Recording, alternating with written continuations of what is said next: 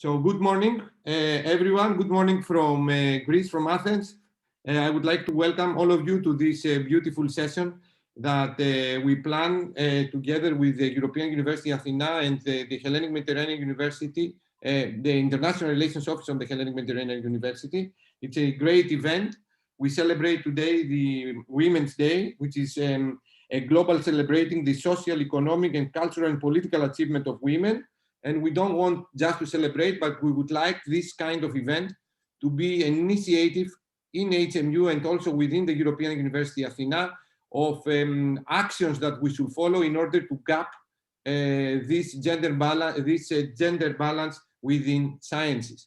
So I would like to thank all the panelists that we have together with us. Associate Professor Anne DeLuise from the University of Orleans, Assistant Professor Evangelia Triandafilou from Aalborg University in Denmark, Associate Professor Nava Seikte from Holon Institute of Technology in Israel, Professor Tatiana Druzovets from University of Maribor, Slovenia, Professor Katerina Hadzaki from the Medical School of Democritus University and also member of our new established research center in Hellenic Mediterranean University, Professor Katerina Hadzaki, Professor Monica Lira, a group leader in the Catalan Institute of Nanoscience and Nanotechnology in Spain, Professor Ellen Moons from Karlstad University in Sweden, and also Associate Professor Lorna Scott from the University Complutense de Madrid, Spain. I would like also to thank the people in the International Relations Office in the Hellenic Mediterranean University, Dr. Cleo Kutra, Miss Gloria Vega, our students George Saltakis and Nicolas Bolanakis, and all the attendees, because without you, let me admit people, without you, and without the Q&A session, nothing can be done. So we are going to start very fast to the first speakers we're going to have, and it's a great honor for us that our rector, beyond that supports all our actions within the ATHENA European University, he will welcome all the attendees and the panelists on this event. And also, Professor Nuno Escudeiro, this is Professor Katsarakis, is our rector, Professor Nuno Escudeiro, the coordinator of the ATHENA European University. So the floor is to Professor Nikolaos Katsarakis, rector of the Hellenic Mediterranean University. Thank you very much, Nikolaos, dear rector, for your participation. Thank you very much, Kostas. Good morning to everyone. What a great event on this day, on the Women's Day 2021, to organize together with the European University ATHENA. Thank you very much, Nuno. This event, this webinar concerning women in science. It is a great pleasure to welcome all of you, the attendees, the panelists, all of you to this webinar, which highlights the need to point out all the inequalities, the gender inequalities that are still present in our countries and also in science. Greece, I think, as more of the countries, as all of the countries, is still a patriarchal society. And although in the last decades we have made a few but continuous steps, improvements on gender equality, there is still a lot to be done. In science, of course, there are still many gender inequalities that are clear to all of us. So it is clear, and at the same time it is sad to see that the representation of women becomes smaller in science as we move from the bachelor degree to the master degree to the PhD and to the researchers and academic staff. This is a fact for all the European countries, and I think for all the countries all over the world. And of course, we have differences, we have even stronger inequalities, gender inequalities, and a clear representation gap concerning women as we move to the so-called STEM sciences.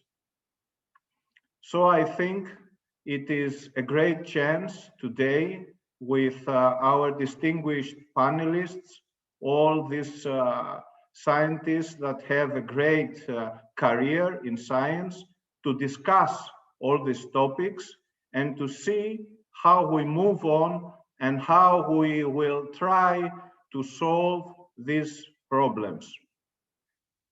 With these few words, I would like to welcome you again to this webinar. I would like to thank both ATHENA University and our very active IRO office in Hellenic Mediterranean University. I would like to thank the staff of our IRO office in HMU, and I would like to wish a very good success to this webinar. Thank you very much. Thank you very much, dear Rector. Thank you very much, Nikos, for this welcome talk. I have to say that we should thank all the HMU female scientists that they gave us and triggered us the idea in order to launch such an event, and not only within HMU, but also within the ATHENA. So now I would like to give the floor to Professor Nuno Escudeiro, the ATHENA academic coordinator. So Nuno, the floor is yours. Thank you very much, Kostas. Good morning and welcome to Women in Science. We are in fact very pleased to host such an event at ATHENA, given the relevance of this topic to our values and intents.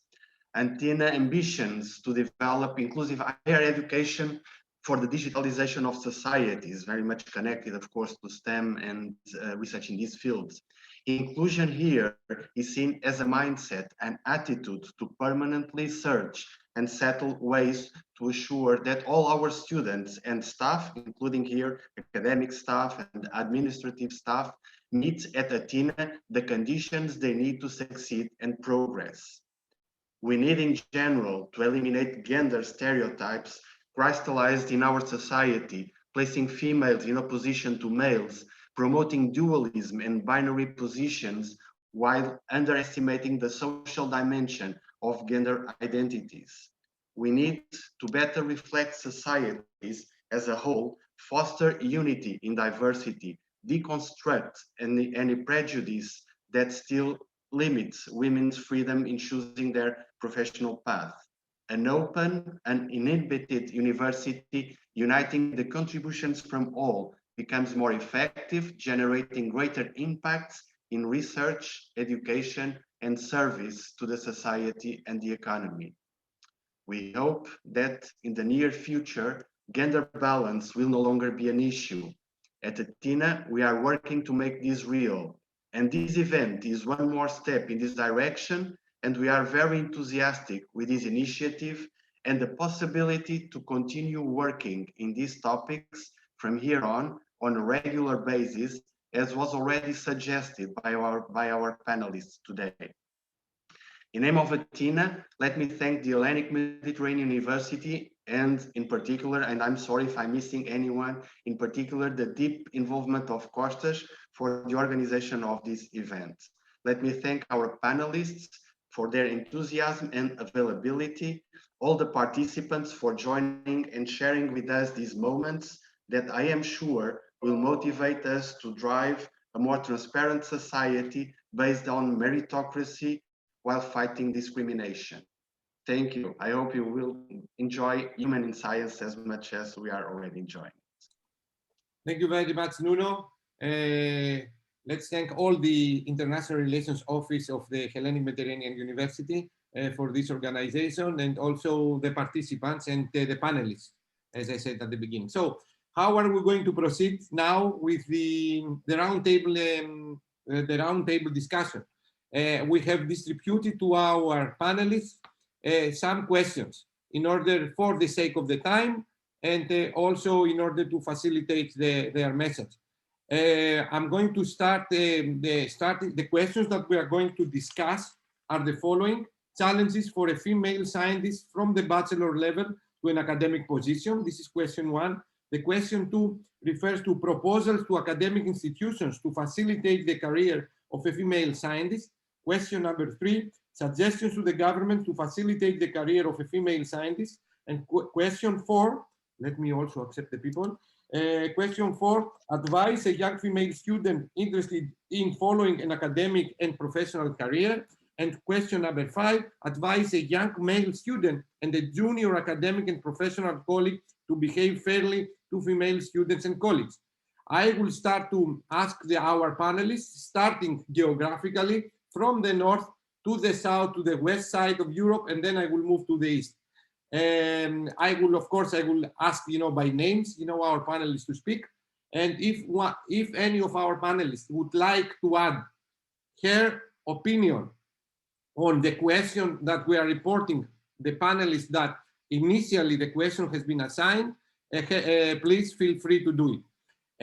Then, after we will finish with our panelists, each one of the panelists has just 5 minutes, not more than 5 minutes, to reply to the question, one of these questions, 1, 2, 3, 4, and 5. Then we will move to a presentation from our colleague from UCM from Spain regarding the presentation and the impact of the creation of the gender equality unit in their universities, and how this unit and this service has helped the females colleagues and scientists to have an easier professional development, because we should not forget that a female scientist has a dual role. After many hours in the laboratory teaching activities, she has to go back to her house also for family obligations like kids, husband, and other kind of obligations that probably they are involved in their daily life. So it has a very difficult task, and we would like to check out, starting from this webinar, this roundtable discussion, to act and in the future, in the immediate future, in order to correct and facilitate, especially within the HMU or within the ATHENA, the career and the pathways of our female colleagues. So after this, please feel free. I will send to write down your questions in the chat, or during the Q&A session. You can unmute your microphone after you raise this virtual hand that is available next to the reactions in the Zoom platform. During the Q&A session, you can raise your hand, and then you can report on, and you can ask the question directly to one of the panelists. So we are starting with question number 1. The question number 1 has been assigned initially to Professor Ellen Muntz from Carleton University, Professor Monica Lira from ICN2 in Barcelona, Spain, and also to Anne de Luis from University of Orleans. But before we will start with this, I will follow the same link, the same way, in order to introduce yourself to the attendees. So I'm starting from the north, and I would like to ask Professor Muntz to present herself to our attendees. Please, Ellen, the floor is yours. Thank you very much, Kostas, and thank you for giving me this opportunity, inviting me for this unusual event. I'm very happy to be with you. My name is Ellen Muntz. I'm a physicist. I'm a professor in physics at Carleton University in Sweden. My research area, it has to do with materials for solar energy. I'm married and I have one daughter. Originally I come from Belgium. I studied physics in Belgium, and after that I went to do the PhD in Israel. Then I did postdocs at several places, the Netherlands, Switzerland, and Cambridge in the UK. After that, I went to industry for a short while, at CTT in Cambridge and came in the year 2000 to Sweden to take up a position at Karlstad University. So this was a short introduction of me. I think I should not make it longer to give time for the others to speak as well. Thank you very much, Ellen. And then we moved a little bit to the south, which is Denmark, if you know my geographical knowledge is correct. And then I would like to give the floor to Dr. Triandafylou, Evangelia Triandafylou, to introduce herself to our attendees. Thank you very much, Kostas, and thank you very much to all of you for this kind invitation. I'm very honored to be with you today. I'm educated as electrical and computer engineer from Greece. Then I did a postmaster degree on engineering design in the Eindhoven University of Technology in the Netherlands. And after that, I started a PhD, which I quitted actually in order to prioritize family at that point. So at that point, I had my first 3 children, and I did some part-time jobs, etc. And then 9 years ago, I moved to Denmark, and there I started a PhD from scratch. And I finished in 2015 a PhD on technology for learning. And I'm currently employed at the same department at Aalborg University in Copenhagen as assistant professor. And I moved to Denmark with my husband, and now our 4 kids, because on the way, while in Denmark, we got also the 4th one. Yes, so thank you very much. Thank you very much, Evangelia. You can see that we can combine academic career with family issues, and Evangelia is an excellent exam as all our panelists. So let's move a little bit south to France, to dear Anne. Anne is a vice rector in the University of Orleans. So Anne, please, the floor is yours. Yes, hello. Thank you very much for inviting me, and I'm really honored to be part of this panel. So thank you, HMU and ATHENA, for organizing this. It's a very important topic we are discussing today, and I'm looking forward to everybody's contributions and questions. So my full name is Anne Friederike de Louis. I've got 2 nationalities, as the name indicates, German and French, and I've got 3 children, which I usually don't mention, and I present myself in a professional context, but I think today this is part of our topic. So 3 children that we raise in the 2 languages and 2 cultural contexts. And I'm I'm the odd one out because I'm not in natural science, I'm in social science. I'm associate professor in social anthropology, and as Costa says, vice rector of the University for International Relations. And just very briefly, so I started my studies in Germany, in the southwest, Tübingen, very nice university town. And then I moved to Sorbonne University in Paris. That was at the beginning of the Erasmus program, well, the mid-1990s. So. And from there, I moved on to Cambridge for a master and a PhD in social anthropology. So I studied actually history and social anthropology. I'm interested in the history of human behavior and perception. So that's at the intersection of both. I had a job as a postdoctoral researcher at King's College London for 3 years. And then, like Evangelia, I prioritized family for 2 years, and that happened in one of the nicest places for that possible, in Greece, in Athens. So I was in Athens for 2 years, but without any university affiliation. And then I worked my way back into academia in France. And now I just started my 2nd mandate as vice rector for international relations, as I said, especially with our European partners, and that involves also constructing this wonderful project that we have, the European University, ATHENA. Thank you. Thank you very much, Anne, for this. As you have realized, we have Anne within the ATHENA in order to study all of us, our behavior, and how do we behave and how we can improve our behavior. So thank you very much. And then we move to north of Spain in Barcelona. I'm very glad that we have with us Monica Lira, Professor Lira, part of a very active scientist, as all our panelists. Also, she's very, how can I say, sensitive to all these kind of initiatives, and already she has taken a lot of initiations regarding the gender balance within the sciences. So Professor Monica Lira Candu, the floor is yours. Kostas, thank you very much. First of all, I want to thank you for the invitation. I think it's very important for us to, I hope that we can invite more female young scientists to join these careers in science that are so interesting. So my name is Monica Lira. I am a chemist. I'm originally from Mexico, and I came to Barcelona 27 years ago. It's a long time, to start my PhD. And after my PhD, I went to United States to work for ExxonMobil for 3 years. But I came back to Spain because my husband was living here in Barcelona, so we decided to live here in Spain.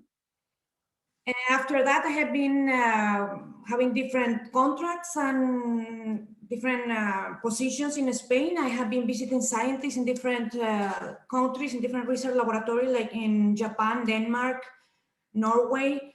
The last one was in Switzerland. Since 2008, more or less, I am permanent. I have a permanent position. I don't belong to a university. I belong to the to research. I have always belonged to research centers, not to a university. And right now, I am a group leader at the Catalan Institute of Nanoscience and Nanotechnology, and I am I direct the group on. It's called Nanostructured Materials for Photovoltaic Energy. So we work with photovoltaics for more than 15 years, okay? And for me, this is all. I'm very happy to be here. Thank you very much, Kostas. Thank you very much, Monica, for your kindness to be with us. And then let's move to Slovenia. I mean, we're moving to the south now, starting from the north. We're very happy to have with us Professor Tatiana Velzer from University of Maribor, also a partner in the University of the European University ATHENA. Please, Tatiana, the floor is yours. Thank you, Kostas, and thank you, first of all, for this great event and for the invitation. It is really my honor to be a part of this panel, which is very important, not only for us as a panelist, but for the public and especially for the future, for our younger colleagues that are following our steps and are going towards their goals. My goals started in Maribor at primary and secondary school, where I make a decision to go towards mathematics, but then I changed to electrical engineering and then to informatics. And today I'm working as a full professor at the University of Maribor, Faculty of Electrical Engineering and Computer Science, as a head of database technology lab at the Institute of Informatics. So most of the time I was dealing with STEAM in different periods of my life that motivated me for all this work that finished then internationally in different international projects from the Erasmus Plus program up to Horizon 2020 and finally the ATHENA European University, in the frame of which we are together today.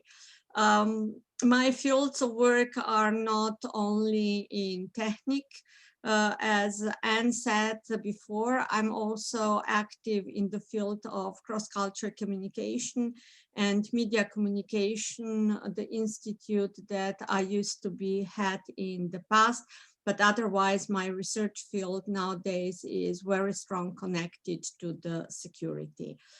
Thanks once again for the invitation. Thank you very much, Tatiana. And I would like to highlight, this is one of the events that the European University ATHENA organizes within the framework of celebrations of the Women's Day. More events, they will come, and some of these events, one of these events is going to be organized by University of Maribor and Professor Velzer. we are going to inform you and update you about these actions. So let's move now to Greece, to Alexandroupoli or in Heraklion. I don't know where now Professor Hadzaki is. Katerina is a great friend, and also it's a great pleasure to have her with us. Comes from the medicine sector, medical sector. So the floor is yours, Katerina, in order to introduce yourself to our attendees. Thank you very much. Katerina, you're muted.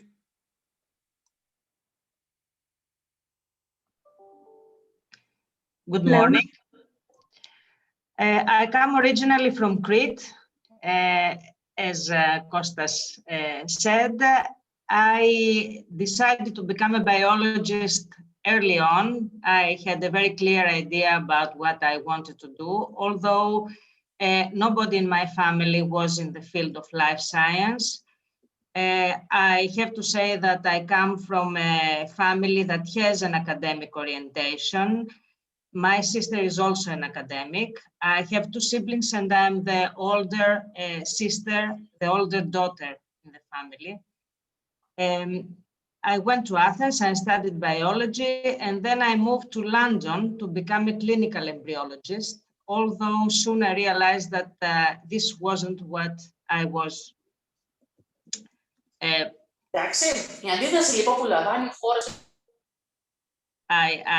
This wasn't suited for me, so I turned into academia and I did my PhD there, which I finished very quickly. So I was very young when I moved back to Crete,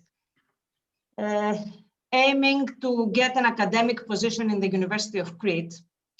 5 years later, I realized that I failed there. So I made the big decision to move to San Diego in California, where I work in the industry.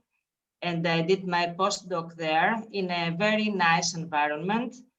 While I was there, I got elected in the medical school of the Democritus University in Alexandroupoli. For those of you that are not Greek, this is at the very far end, the different end, very north, as far from Crete as you can possibly be in Crete.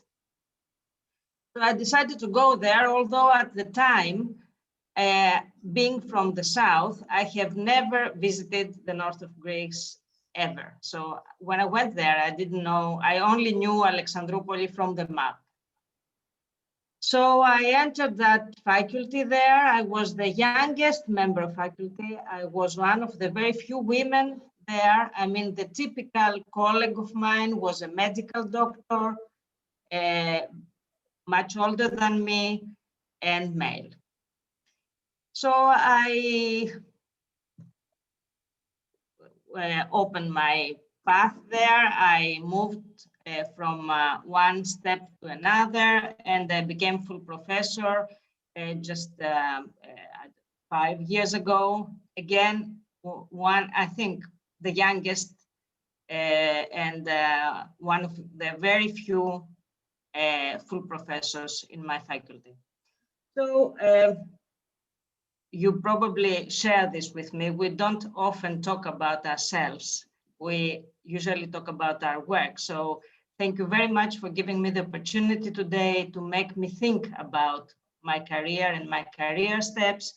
I feel that I have done well, but thinking about what I have to say today made me think about how I could have done better and where were my mistakes, so I can tell to the younger people not to make these mistakes.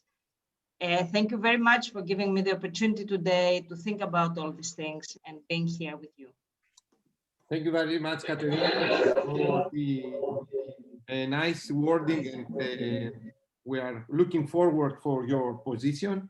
And then let's move to our final panelists from Israel, from Holon, from the Holon Institute of Technology, Dr. Nava Seith, an associate professor in Holon Institute of Technology and also head of the multidisciplinary department in Holon Institute of Technology. So Nava, I'm not going to name you with your nickname. This is a secret between me and you, and the floor is yours. Thank you very much.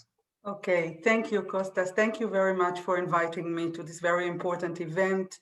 As you've seen all the wonderful women before me, we all come from different areas, but what we have in common is really our ambitions and our that we are not afraid to dream and to live our dreams. And this is very important. I'm sure it will come in the discussion.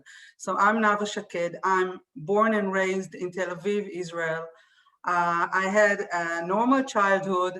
At 18, as everybody in Israel, I went to the army, and after that I started my school, and I wanted to be a linguist. And on my third year, just before I finished my linguistic degree, everything was planned for me. And then I heard a lecture by a Swedish scientist who talked about, this is 1987, talked about computers that understand language. And I had a eureka, and I said, this is what I want to do. I want to design computers who understand language. And so I went to New York at the age of 25 and with a husband, and then had a child in New York while doing a direct PhD in computational linguistics, an area of artificial intelligence. At that time, nobody knew what it really meant. So I started my career there in R&D, working for Bell Labs and then IBM Research Lab. And when I came back to Israel after 6 years, I said, there's no way I'm continuing in academia. I'm going to work in industry. These were the first days of high tech in Israel and in the world as all, 94. And we started to work in high tech, and it was wonderful. And for 20 years, I built systems, and I enjoyed really to be one of the first computational linguists that actually had a job. And it was a real thrill. And then 8 years ago, I joined HIT, and I joined the engineering and computer science faculties as a lecturer. And I had a dream. I had a dream to establish a place, an academic venue where multidisciplinary studies can exist, where people from design can meet people from engineering, can meet people from industrial management, work together, do projects together, create a lingo together. And I'm proud to say that 3 years ago, we established the first multidisciplinary department in Israel, and there are very few in the world. We have a great curriculum of over 100 courses, which we teach a year, 45 teachers and 4,500 students per year. Now, this is because the institution made a decision to make it mandatory for each student to study also multidisciplinary studies. And the importance is that in these studies, they meet people they haven't met before, including working in multi-gender teams. So I come to you today with all these great ideas, which I think we need to share, and I encourage us to keep this conversation going. Thank you. Thank you very much, Nava, for this introduction and for your contribution to our event. So let's start with the questions now to our panelists. We're going to start with Costa, can I have 1 more second, because I didn't say something that is very important. I'm a mother, I'm married, and I'm a mother of a 10-year-old daughter. And this behind me is my team, which I'm very proud of it. And you can see that I'm not promoting gender equality in my team at all. Mm-hmm. Okay, thank you. Thank you very much, Katerina. I would like to add as well that in my home, my life role model is my wife for me. So I totally believe, you know, I believe that females are smarter than us, and they can do much more things, and we should facilitate their role within the academy. So let's start with the question number 1. Challenges for a female scientist from the bachelor level to an academic position. And the figures, and according to a Boston Consulting Group 2016 survey, showed that a great drop-off of female scientists as they move from the bachelor to a PhD level to high academic positions regarding the female participation, and the gender gap increases and increases and increases as we move from bachelor level to academic position. So we're going to ask three of our panelists, Professor Munz, Professor Lira, and Professor Deleus. We're going to ask them what are the challenges that they face, or what are the challenges females face during this elevation, during this professional development. So I'm going to start again from the north, and I would like to ask Ellen Munz, what are the challenges for a female scientist from the bachelor level to an academic position? So the floor is yours, Ellen. Yes, thank you. I think, of course, there are many challenges that we share also with male colleagues. But let's talk about maybe some that are a bit more specific for us females. So you asked us to talk about from the bachelor upwards. So in the early years, I think the main challenge has to do with that we are a minority. Usually in science, there are less female students, PhD students, etc., than male, which means that the environment is different from what we used to.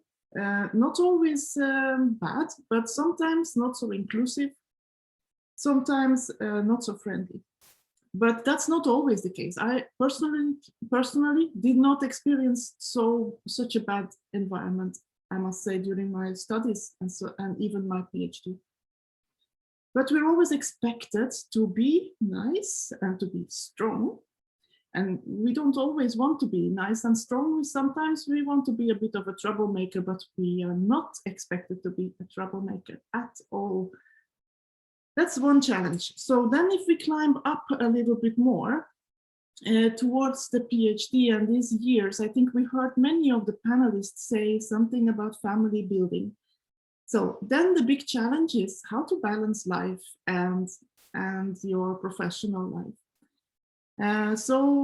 Building a family takes time and requires a special role from the woman. Of course, the question is very much in what society, in what country, and what norms you are doing this. So the societal expectations of the woman in the role of the family, it can be different. In my particular case, I chose to do a PhD, and I left my country. I went to Israel as a 23-year-old and started a PhD at the Weizmann Institute. I was living there for 5 years. This was definitely a choice that impacted my choice of building a family, or my possibilities of building a family. In my particular case, I waited to build a family until much after the PhD. And that also means that it's a kind of sacrifice in the sense that I get my daughter quite late in life. So that's the second challenge. I would say the third challenge has to do with the academic position now. When you have a position and you have your colleagues and all that, you're still in a minority, even much more than before. And now you have to deal with a few other things. In my particular case, I would say the biggest challenge is to deal with jealousy of colleagues, especially if things are going well. So if you're successful, you can hear things like, yes, but you're successful because you're a woman. It's because you have advantages, it's because you have privileges as a woman. Getting funding, this and that, all these kind of things you have to hear. Okay, so this means you have to work even harder, you have to compete even more than you already had to before. The second thing is that apart from having to compete and having to work hard and successful, you have to do all the rest as well. And now I'm not so much thinking about housework because I'm living in Sweden where things are shared. I'm very lucky in that sense to have a husband who shares a lot of the homework and who takes the equal responsibilities for the family. But I know that's not always the case in other places. But I'm thinking about rather that you have to do all the other tasks that have to do with your profession, not only your science and your teaching, but you have to also sit in all these committees. You have to also take up the role of being the gender person, and so on and so on. It never stops. So this leads me to the third thing, which maybe I realize that a little bit specific for the northern countries, because we have these quotes that, for instance, in universities and in other authorities, we have to have a gender balance in committees, for instance, PhD committees or councils, and it has to be at least 40% of each gender. So 40-60 is what is aimed at, which is of course very nice. And I mean, there's a lot of very good things with that. But if you are very few women, then these few women end up doing really a large part of this, much more than their male colleagues, which still could be viewed as nice, but it also takes time, and it also takes time away from what your research you want to do, your teaching you want to do. You want to encourage your students to go for studies, for learning more new things and getting an education and become independent thinkers, and all that administrative work, one can say, or other tasks take away time from that, and as well from your family. So these are the challenges I see in my present life and also as a student. Thank you very much, Ellen. Let's move the questions. The Q&A session will follow after the end of all the questions for our attendees. So let's move to Anne,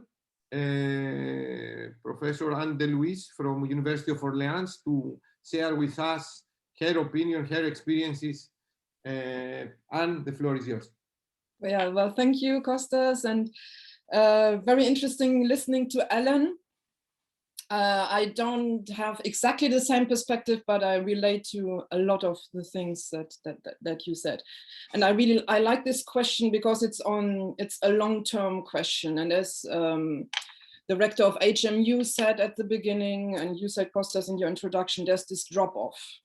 And I like this picture of the leaky pipeline, actually. So at the beginning, we have all together, we've got even a majority of female students in undergraduate courses. But I'm talking about France, which is not doing too badly on paper for gender equality right after the Scandinavian countries in theory. So we've got 55% of undergraduate students who are female, but then when you move up the ladder, 45% of PhD students, 25% of professors, full professors, 12% of university rectors. So there's this drop-off, and I'd really like to stop on 3 times on this way up the ladder, and starting with when you're a PhD student. I think there's this common misconception, and it's something we share, I think, between social science and natural science and STEM subjects, and it's the same mechanisms at work everywhere. There's the common misconception that it's good enough to be excellent at your work to succeed. And actually, it's not enough. You also have to do a lot of self-promotion. You have to employ some strategies to go to the right conferences, to write the papers that are needed. You have to have networks. And that's something that perhaps doesn't come so naturally to some female PhD students, because they're more used to work in a team, and I'm not saying at all that that's a natural tendency, but it's something that we learn, lots of us learn when we are children already, perhaps, that we are asking for help and we're giving help and so on, and it's but academia is a world where there's the lone hero and the lone player that really succeeds often. At least it's a battle for the best positions. So that's something And that's perhaps the first roadblock, and you need a good supervisor, you need a good advisor to develop the right strategy, and that's not always a given for all female PhD students, I think. Then moving on, when you've made it to your research contract and perhaps even to tenure, the problem that I see is, or that's something that I experience myself, that actually your value is measured in terms of research output. And it's actually, you can put figures on it. I mean, how many publications in the STEM subjects, you've got the impact factor, so you can put a figure on it. It looks objective, it's not, it's biased in many ways. And of course, that's a problem for parents, because especially mothers, because all this childcare takes time away from your research. And I think it's also something that handicaps other categories of colleagues, even males, people who come from the industry, come from the private sector, and so on. So that's the second thing, and then the third factor, the third stop I want to talk about is leadership roles, actually. So senior researchers, senior management at university. Of course, everyone is different, and personality counts. I don't want to generalize. I think generally women are often not doing too badly as leaders. Just look at the pandemic. I mean, some countries led by women didn't do too badly compared to the US, for example, or Brazil. So because it's, well, sometimes we are better at listening to others and caring for the community and not putting our own career on top of all other concerns. So that's the positive side of it. But sadly, I find, well, perhaps more talking about France than other countries, some people still find it difficult to accept that women have authority. And there's generally, no, I'm not talking so much about myself, but something that I've observed, that there's more scrutiny for female leaders, how they look, but it's certainly not a beauty contest if you're running for some management position. There are always comments, you know, it's subtle things, because people can't admit it openly, but it's comments on how they look and how they dress and how they behave, and if they make little missteps, then there's less forgiveness than for male leaders, I would say, often, not generalizing. So that's about people's acceptance and support. And then in practical terms, now I'm coming to something, and that's my last point, but that Ellen also said, once you take on responsibilities, if it's in your research group or department or faculty or university, it's really expected that you don't count your working hours, and there are always emergencies coming up on weekends, in the evenings, at night sometimes, and in your only week of vacation with your family, always emergencies, and you have to react. So the work-life balance gets even more unbalanced. So that's also perhaps one of the explanations why there are so few women that have responsibilities. And there's always somebody who has to pay the price in the end, because there's this immense workload. And either it's the family, or often it's, I think, the woman herself. You have less time for research, as Ellen said, less time for recreation, less time for your self-care and so on. So these are 3 obstacles that I wanted to mention. And well, thank you. Thank you very much, Anne. We have the best example in the world, the Prime Minister or the President of the New Zealand, regarding as the most successful model, how to face COVID-19 situation in case. So it's a model all over the world, the policies and how fast did she act regarding COVID-19 in New Zealand. She was a female Prime Minister or President, I'm not sure. And also Margaret Thatcher. I mean, it's another example of independent of political views. She was also another example of a very successful female leader. And I will tell you that recently Harvard Business Review released especially about leadership, how much better are the female leaders compared to male ones. And this has to do with specific characteristics. One of them, empathy, higher degree of empathy that females demonstrate compared to us. So this is also the science backups that female leaders, they are doing much better than males one. So let's go now to Professor Lira in order to, let's say, complete this question, challenges for female scientists from bachelor level to an academic position. Monica, the floor is yours. Thank you, Kostas. I have to say that I agree in many things with Ellen and Anne. And I'm going to give my point of view. As you can see, everyone has different point of view depending on what you have to live. In my case, I have been surrounded by a lot of males. In Mexico and Spain, in my environment, there's a lot of males on the photovoltaic area.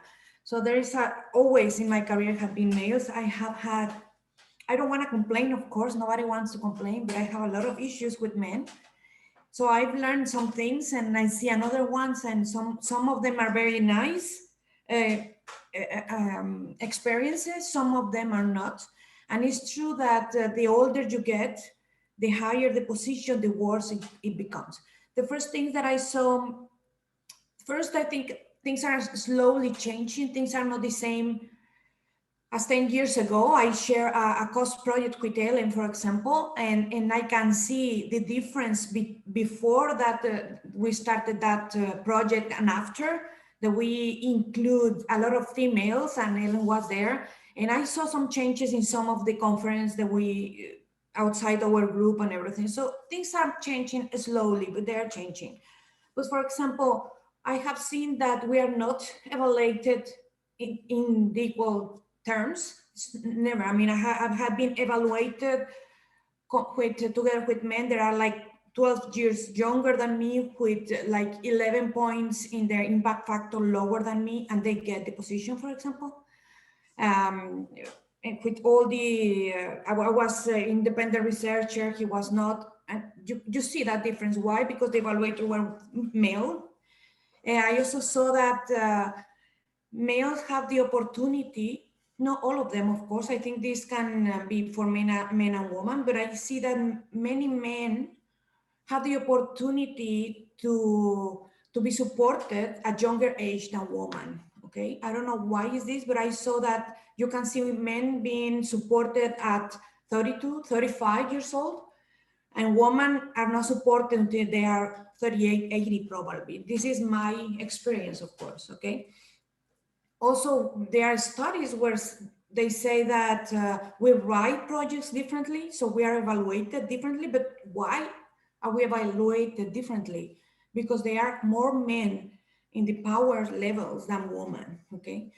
So they also, since the beginning of your career, you have like a label, okay? If you are soft, that label follow you for the rest of your career. You cannot take that away. So that's a problem because it will affect your career for the rest of the time. And it's very hard to take that label out of you. So we have to work from the very young stage. I mean, this is, I'm saying this for the young ladies, young scientists that are there, men and women, okay? We have to work from the very young ages. Not now that we have the problems and we see they have the problems, now that we have a position and it's harder. No, now that you are there, when almost everything is equal for men and women, that you are PhD students and more or less you have the same rights, so everything is less complicated. Work with this right from the very bottom, because at the end of your career, you will be collecting all these labels or problems that will be getting bigger and bigger and bigger and will be worse for the end of your career, okay? So work on that now, not later. One more thing is that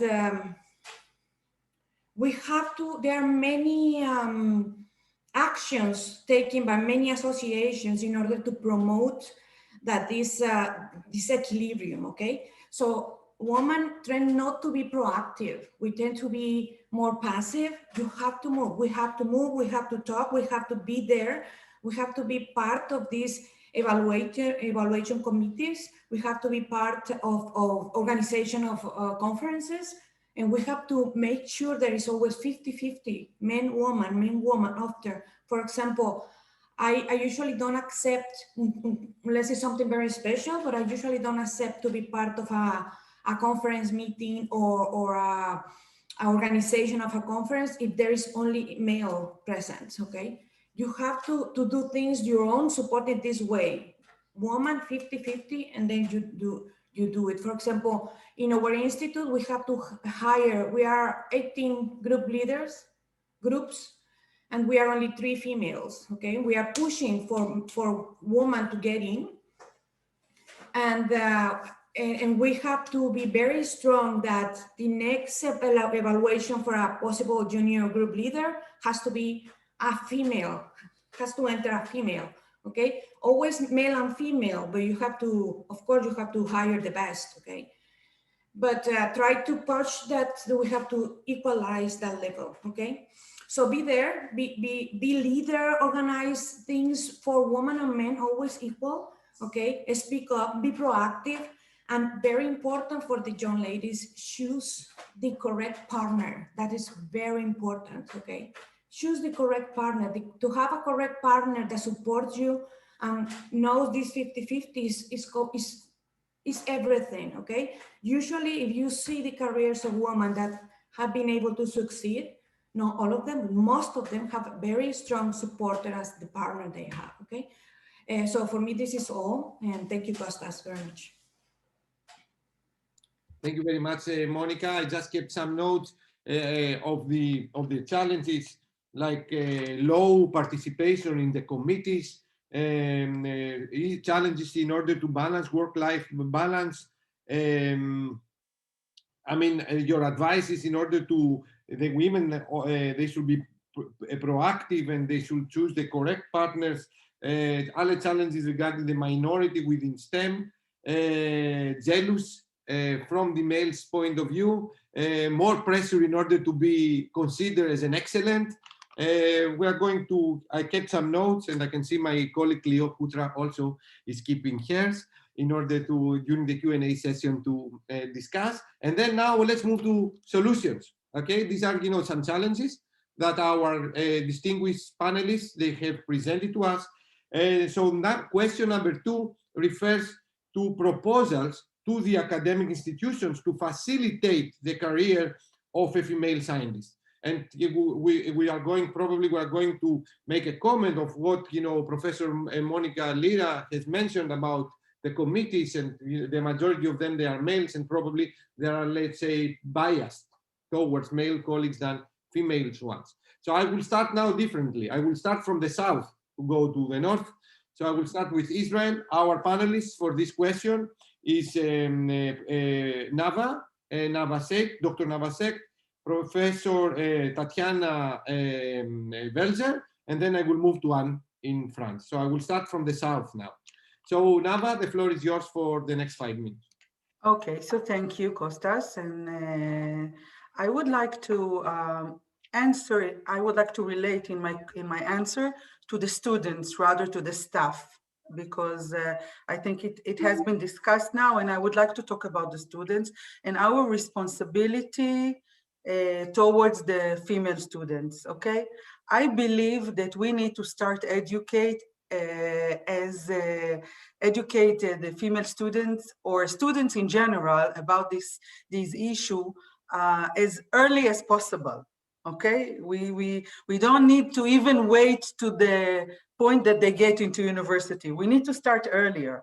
And what we need to do, in my opinion, and some of these actions we actually do even in HIT, is we need to kind of mentor them into success or into the right skills. What I've heard from my colleagues that just spoke is about the difficulty and challenges, but I also think that understanding that there are strengths that the combination, the yin and yang is the important one. Understanding where are the strengths of females, and this is an important tool for us. And so we need to educate in a way that, first of all, as soon as the students are getting into the program, we should mentor them by faculty members from both genders, not only females mentors, both females and male mentors for the female students, to mentor them into academia life, which is a little bit different from what they know. And also to take these students and bring them back into society, to the earlier children, to the high school students, and have these students mentor them back. This kind of program, which we actually have, is something that will prepare them and lower the stress. This is my opinion. Also about leaders, yes, sometimes female students don't like to lead, but we need to push them into make them leaders of a project, small project, put them as a team leader, okay? This is very important in order for them to get used to this position, to take used to taking responsibility, even if in the beginning they don't really like to do that, but we push them as their mentors, as they're educated, we push them into this position so they know how to behave. We need to empower them, not only by giving them the female example, but putting them together with in teams with other students so they can work together and experience the feeling. And thirdly, I do believe, coming from many years in industry, that it's very important for us from an early stage to educate women while they are still in school, how to behave in industry, how to be successful in industry. It is as important as training them for academic life. Because, and again, from my personal, I tell you, I was lucky because I always worked in American companies. In American companies, gender balance is a credo, is a mission. So really, you don't feel too much different. But you are learning to behave in a manly environment. And I can tell you, when I started in high-tech, there were almost no women. Nevertheless, yes, it meant that you need to be stronger. Yes, it meant that you needed to be a little pushing the way you present your achievements. And you learn to do networking, and networking is wonderful. Look what we have created here, because we are all networked. We call it the Greek element, but look at what we have created here because we have this networking. So we need to teach them to do networking, the skills that enable them to lead, to do networking, to publish themselves, to put themselves on the front, and most of all, and this is something that leads me all my life in my career, which again varied from my PhD, and then and then to research, and then to high tech, and then back to academia. I was always different because I was multidisciplinary, and people didn't know how to treat me because I was a scientist, but I'm also coming from linguistics, but I know computers and I work in industry. So how do you digest all of that? It's very confusing. Okay, it's even influencing my advancement in my academic life. Nevertheless, one lesson that I always tell to all my students, female and non-female, you have to pursue your love. You have to pursue your dreams, the things that make you passionate. If you find your passion, then it's easier to become a leader. It is easier to dismiss all those who are jealous of you, or those who are not flattering you, or those who are not voting or routing for you, because you believe in what you do. And I think that this passion that always was with me is what enabled me to achieve my PhD in New York in times where not many Israelis went out and did that, and be very few numbers of women in high tech and so forth, because I was convinced at that what I'm doing is something that makes me happy. So this is something we need to create in the academic environment. We need to create this passion and show them, we are the example, to show them, the students. And again, I know we are here to empower women, but I'm saying this in general, to empower our students to follow their passion. And so by that, we lead by example. Thank you. Thank you. This was the Israeli element, very passion and, very dynamic. So thank you very much, Nava. Now let's move to Slovenia, to Professor Velzer, to discuss with us proposal to academic institutions to facilitate the career of a female science. The floor is yours, Tatiana. Thank you, Kostas.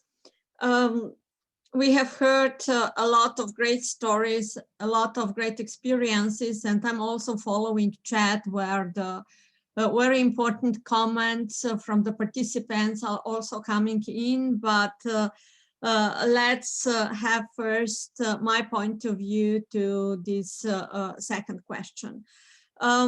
I will go a little bit back to my history because of that I skip it at the beginning by introduction, not to repeat twice. When I got the invitation to become a young researcher in the laboratory of electronics on the day of defending my bachelor, it was like the dreams are going true for me. And actually, I was the only female engineer at that time at our Department of Electrical Engineering and Computer Science. We were not at that time the independent faculty as we are today. And then slowly the women's came in after me, actually at least one each year. So this was looking at that time as quite good, and we were pretty much optimistic. But after 2 years, I left academia for being less than 1 year in industry.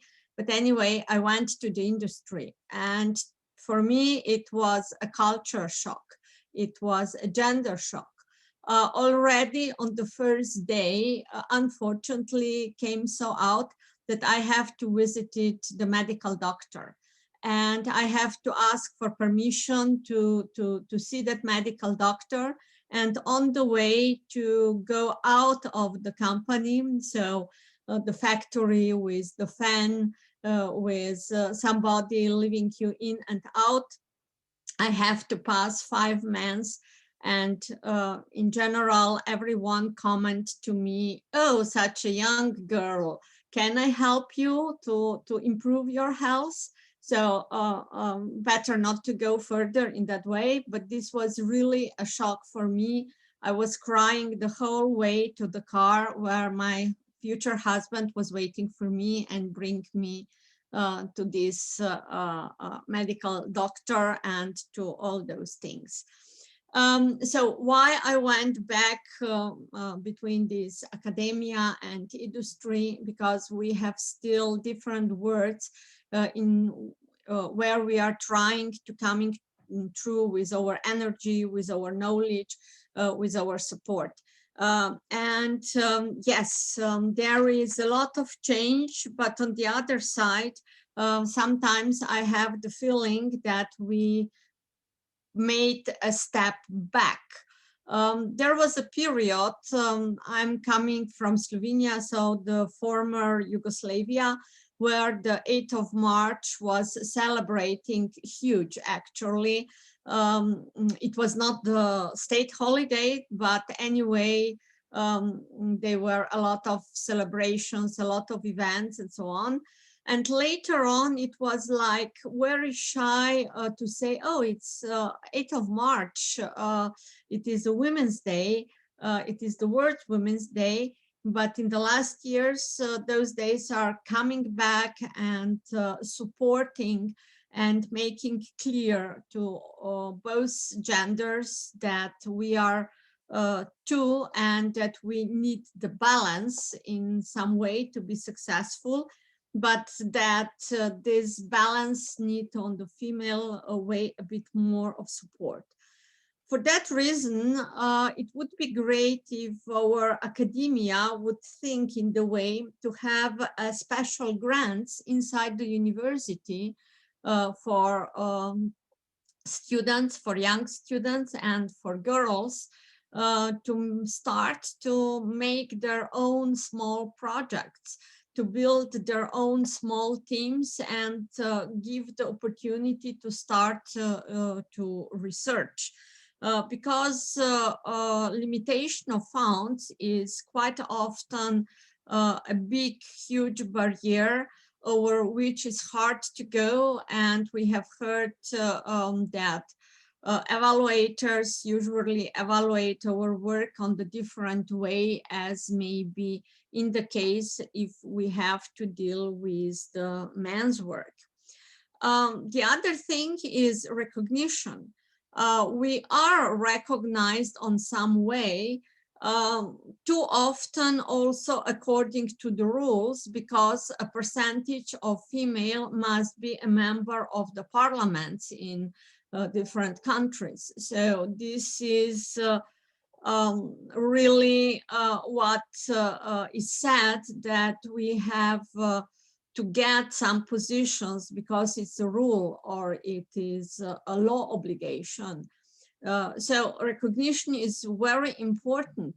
And sometimes I have the feeling that we've forgotten on that our work should be recognized and that we take care about the self-promotion that was already mentioned today.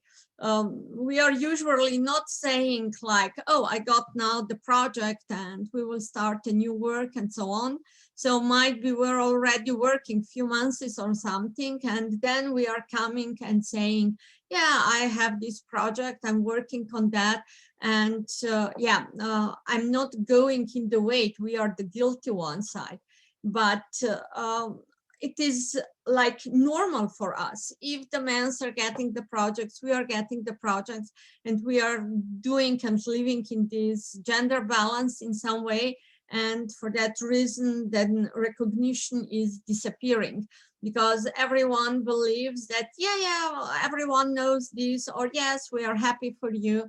But sometimes it's really needed to say this with the names and with the words, what all this means for the community in which we are living.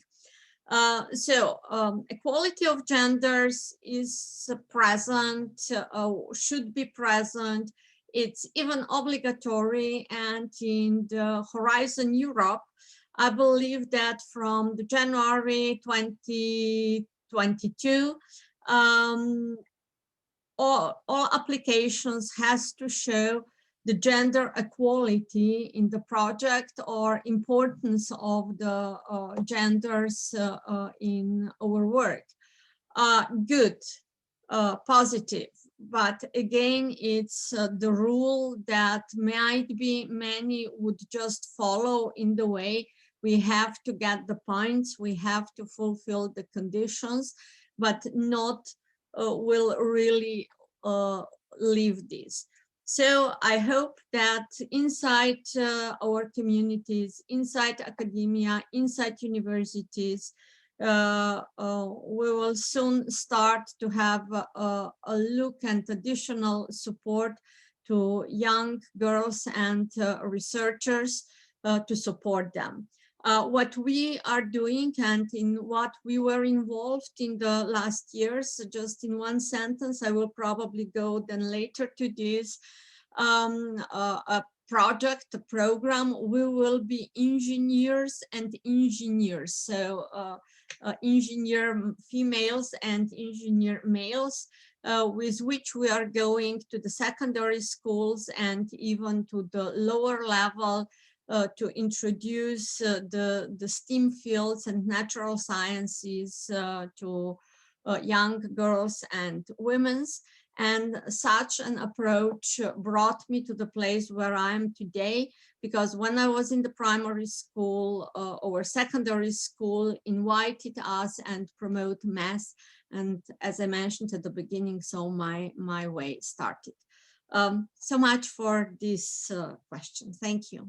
Thank you very much, Tatiana. And let's move to the panelists regarding this question. Anne from the University of Orleans. Yeah, I'll keep it short, but I wanted to start also with the students. I think that's a great idea. And Tatiana just described to us a situation where, well, she wasn't a student, but a young graduate and working in industry, and, you know, very graphic how she passed this row of men and everybody made comments. Another said, we need to lower the stress levels for students. And I just wanted to follow on to that and say that it's incredibly important for undergraduate students. It's not a pleasant topic, but well, to start with at another point, there are power relations at universities, and we need the support of our superiors to get on. I mean, they've got the power to block somebody's career progression, unfortunately. So harassment does exist, bullying does exist, and it's incredibly important to have a structure in each higher education institution where students, male and female, can go in feeling safe and in confidentiality complain about behavior that they feel uncomfortable with. And it's possible to we set something up a couple of years ago in Orleans. It's of course, people are afraid of abuse. You know, you can unfairly accuse somebody who actually is completely innocent and destroy a male researcher's career like that, of course. But in reality, it probably doesn't happen so often. And it's so much more important, I think, to have this place where people can just talk, and they're being guided through the process, and neutral people evaluate what really happened, how to describe it. Was it harassment or not, and so on. Well, from my personal experience, actually, well, now this becomes more commonplace, but so I started in Germany, as I said, as a student, and it happened that there was a professor who actually created this ambiguous situations with some female students, of whom I was one. Actually, we found out 20 years later that there was just a series of, you know, in a reunion of former alumni, that there was actually a series of students in the same situation, everyone too ashamed to talk about it at the moment, and nothing physical, just ambiguous situations, and invitations and presents and compliments, and you feel so helpless when there isn't anybody you can talk to, because there's only that person and he blocks the access to anyone else. And later on in Cambridge, actually just knowing that there was somebody was introduced to us just in the first week, and just knowing that there's somebody I can go to if I feel uncomfortable, or if anyone feels uncomfortable, and again, this can also be a male problem, it just makes a lot of difference. It lowers the stress levels, and if that doesn't exist, I think it has to be set up. The other thing is, well, that's moving up to the researcher level. It's important to have honest statistics, and then about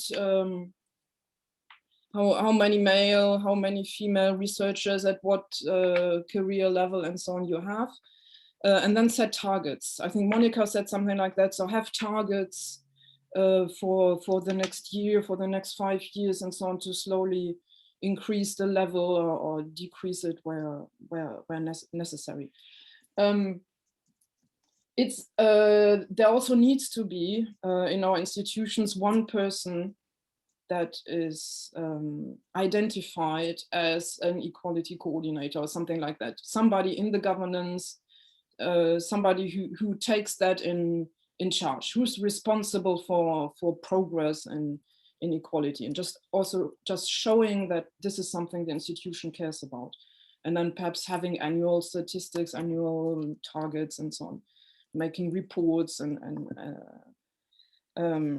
so on. I already mentioned career development. So we have to measure productivity in different ways. I think it can't only be research output. In the pandemic, perhaps we are going to talk about that later, it actually became obvious. Nature had a paper on that in May already, that women submitted less papers. So the female productivity went down, and that's probably also because women in higher education institutions have more teaching, and moving teaching online is very complicated. It's a lot of extra work. As others said, more admin responsibilities, because we are being nice and we do it and we don't say no and so on. So right, and homeschooling and for the mothers and so on. So teaching has to be taken into account. Responsibilities have to be taken into account for career advancement in that test, and for getting sabbaticals and so on. It can't all be the impact factor and the list of publications. And then one last thing is perhaps also to learn from others and learn from the best. There's a document called the ATHENA Charter. It's not from our European University, but it's a charter that's embraced by lots of universities in the UK and in Ireland. And there are lots of good practices for gender equality that you can find actually there, just looking at the website, like mentoring programs, not just for undergraduate students, but even later in the career, putting matching mentors and mentees, perhaps special training programs for leadership capacities, for management skills and so on for women, just to push them, as Nava said, into leadership roles. So that's about all I wanted to say for. Thank you very much, Anne.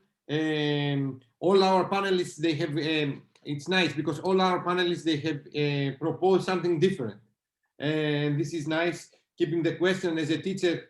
I'm keeping also the suggestion from Nava to involve, and make the female students to realize their leading role within the classroom with leading projects, and also to introduce through new courses for leadership training of our female students and colleagues. I like the idea how to train our women to behave within industry and within the academia. Also, the dream should fuel our plans and against any difficulties. And also I like the idea to keep statistics regarding the female participation within a university, and also set up targets, let's say in a 5 years time, how the university should be involved in order to include more and engage more females within our actions, not only administration, but also scientific actions. Let's move now to question 3. I think that we're becoming a little bit idealists regarding question 3, like suggestions to governments to facilitate the career of a female scientist. And the question will be referred now, starting from the north, to Evangelia Triandafylou from Aalborg, and also to Professor Katerina Hadjaki from Greece. So Evangelia, the floor is yours. Thank you, Kostas. Yes. It's a bit difficult, as you said, or maybe realistic to propose things for governments. But here I would like to contribute with my own experience, because I think it's helpful. I have been lucky to both, being pregnant and having kids in Greece and in Denmark. I think in the level of laws, both countries, I think Denmark is one of the few countries actually where women are considered equal by law, in all terms. I think there are very few countries actually in the world where this happens right now. So there's still some work to be done. But I remember, for instance, when I, as I said, quit my PhD and came back to Greece, and I wanted, a career also in academia. I wanted to continue. So when I tried to do that, that meant that my salary was reduced while being pregnant, because my supervisor at that time thought that I was not as active as he would expected me to be. I also was forced to work until 1 week before giving birth. And then I was called to return back to my job 4 weeks after giving birth, where this was the point where I decided that I don't want to go back. And so for me, that was, a clear message that I had to choose. Yes, if I wanted to have children and be able to see these children, because also working there meant long working days, like 10 hours per day by default. So I thought, like, now I have to take a break and devote myself to something that I consider important. And I don't know if this by law, it's okay, maybe it's not, but I think one thing is to have the laws, and another thing is to apply the laws. And I think people from Greece know exactly what I mean. There can be a gap there. Later, when my first child was older, when I tried to return back to this field, actually, because it was also a small city, people told me that I wanted, like, a very they said I wanted a public servant position. So it was difficult to come back, because the choice I made was haunting me a bit. Anyhow, fast forward some years, I gave birth to my son here, for the fourth of my child, and here, for instance, women get and parents, so fathers and mothers get 32 weeks of paternity leave.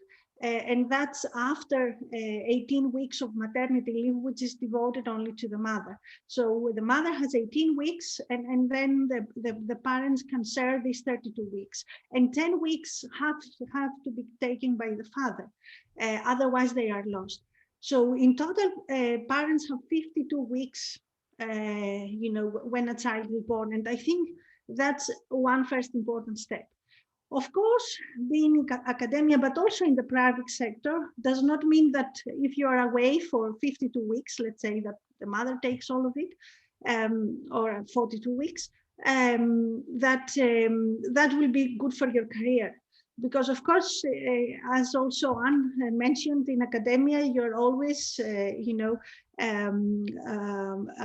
measured, your career is measured and qualified with publications, with impact factors, with number of projects, etc.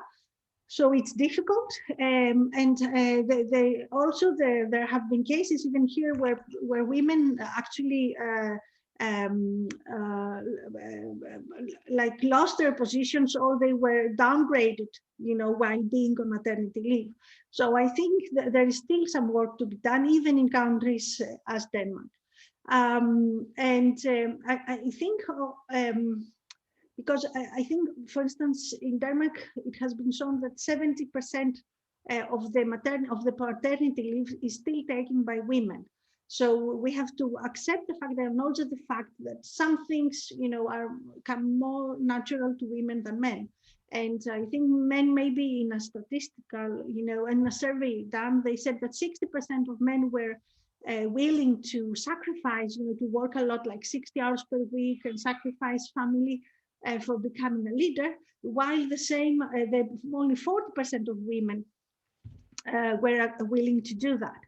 So I think it's a matter also of accepting the fact, and for the people who are responsible of recruiting and promoting women, to take this into account when they look at their CVs and their evaluations, because there has to be a place for all. And I think that the inclusion and the diversity will only improve the situation. So I think that was my 5 cents, I guess, in the subject.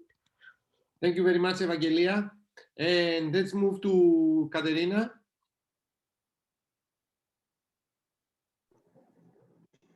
So indeed, Evangelia has a very, very good position to speak about this because she has experienced different countries and different situations. I believe that we are now in a quite mature stage of our discussion, and we have a clear idea that we have 3 areas that we can work on. One is prejudice. The second is try to balance between family and work. And the third is harassment. And I'm surprised that harassment hasn't come up into the discussion too much. Anne has mentioned it quite a lot, but I think, at least in Greece now, is a very hot topic. We have to speak more about it. Although I identify with all the panelists about lots of things that I have heard, and we all have anecdotes in our careers that are very, very strong to open up these questions and these things that we have to face. We obviously have to do different work in each country and different suggestions to the government, since this is the question that we have to address now, because things are very different even between European countries, even between countries in the EU. And I come straight away into that. I like to think and talk in bullet points. So I have made some notes. First of all, in Greece, there's no fixed female representation in faculty boards, in faculties, in scientific subjects, in decision-making, and in administrative boards. There isn't.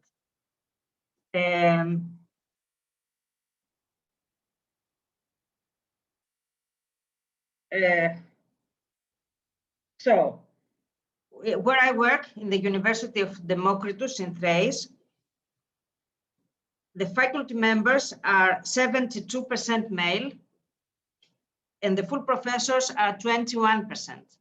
1 out of 5 is woman, is a female. The rectors are 15% male, nearly 1 out of 10. The deans are 16% female, 1 plus out of 10. So there is a pyramid phenomenon. If you go to the labs, there's all women working on the bench. And when we go to the offices or in the boards, they're all male.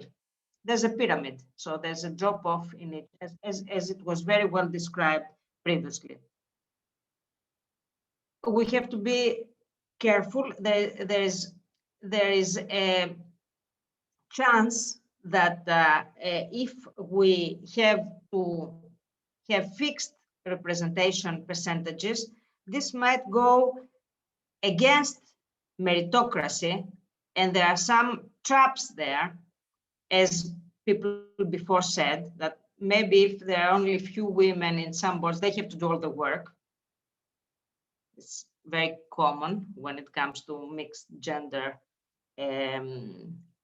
small groups, women do all the work. Still, it has to be introduced into the Greek culture. Right now, there's no discussion on it. I very often find myself into decision-making bodies or into scientific groups that I'm the only woman, very often. Also, this is something that it's not just the mentality of the men, this old boys club. It's also the mentality of women that promote it. I will go on and say an anecdote. In the Society of Pharmacology, in fact, too, we were electing the board, the committee, the leading committee of the, and we kind of discussed to promote women, so to vote for women. So a friend of mine came and said, vote for the woman. So I voted for the woman. I strongly believe that this woman would be very good. So she got the biggest number of votes. And then when it came for who was going to be the president of the committee, she backed off and let the male colleague that had a lot less votes to become the president. Also, another experience that I had that I must share with you, it was one of the worst moments in my career, is again in a conference. I was invited speaker. All the other invited speakers were male. So we went there, we talked, we presented, and then we came off. And it was the time to finish and take the picture of the conference. And I was given the camera to take the picture of all the male presenters, and nobody thought about maybe I would have to go up there and be in the picture, in the. But what did you do? What did you do? Nothing. You took the picture. I took the picture and said nothing. Ella. No. No. So fixed female representation. That's one thing. We will talk when later, when we speak about what we advise, we will talk about breaking prejudice into our heads too. Also about harassment, how harassment makes you freeze and you don't know what to do. You freeze in harassment. This has to change, but we will talk later about it. So that's first point. Second point, social welfare net. I hear you, I heard what is happening in other countries. I have to tell you that parenting leave in Greek academia is not for granted. You take 4 months if you want to give birth. And then in order to take the next 9 months, in order to bring your baby up, when there is no support from the government, like kindergarten or anything for that age, you have to apply to the faculty. And if the needs of the faculty allow it, then you can take the 9 months. Otherwise, you cannot. 2 months after giving birth, you have to go back and start working again.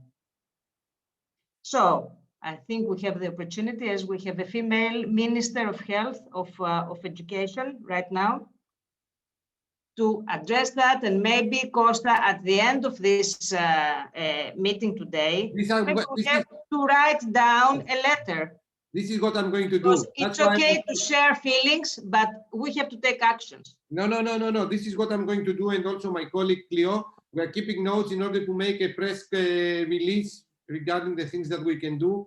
And, you know, this press release will go to the government. In Greece, where one of the biggest problems right now is the low rate of birth, we in academia, that we are supposedly the most clever people. I don't really believe that, but anyway, we are not allowed to have kids.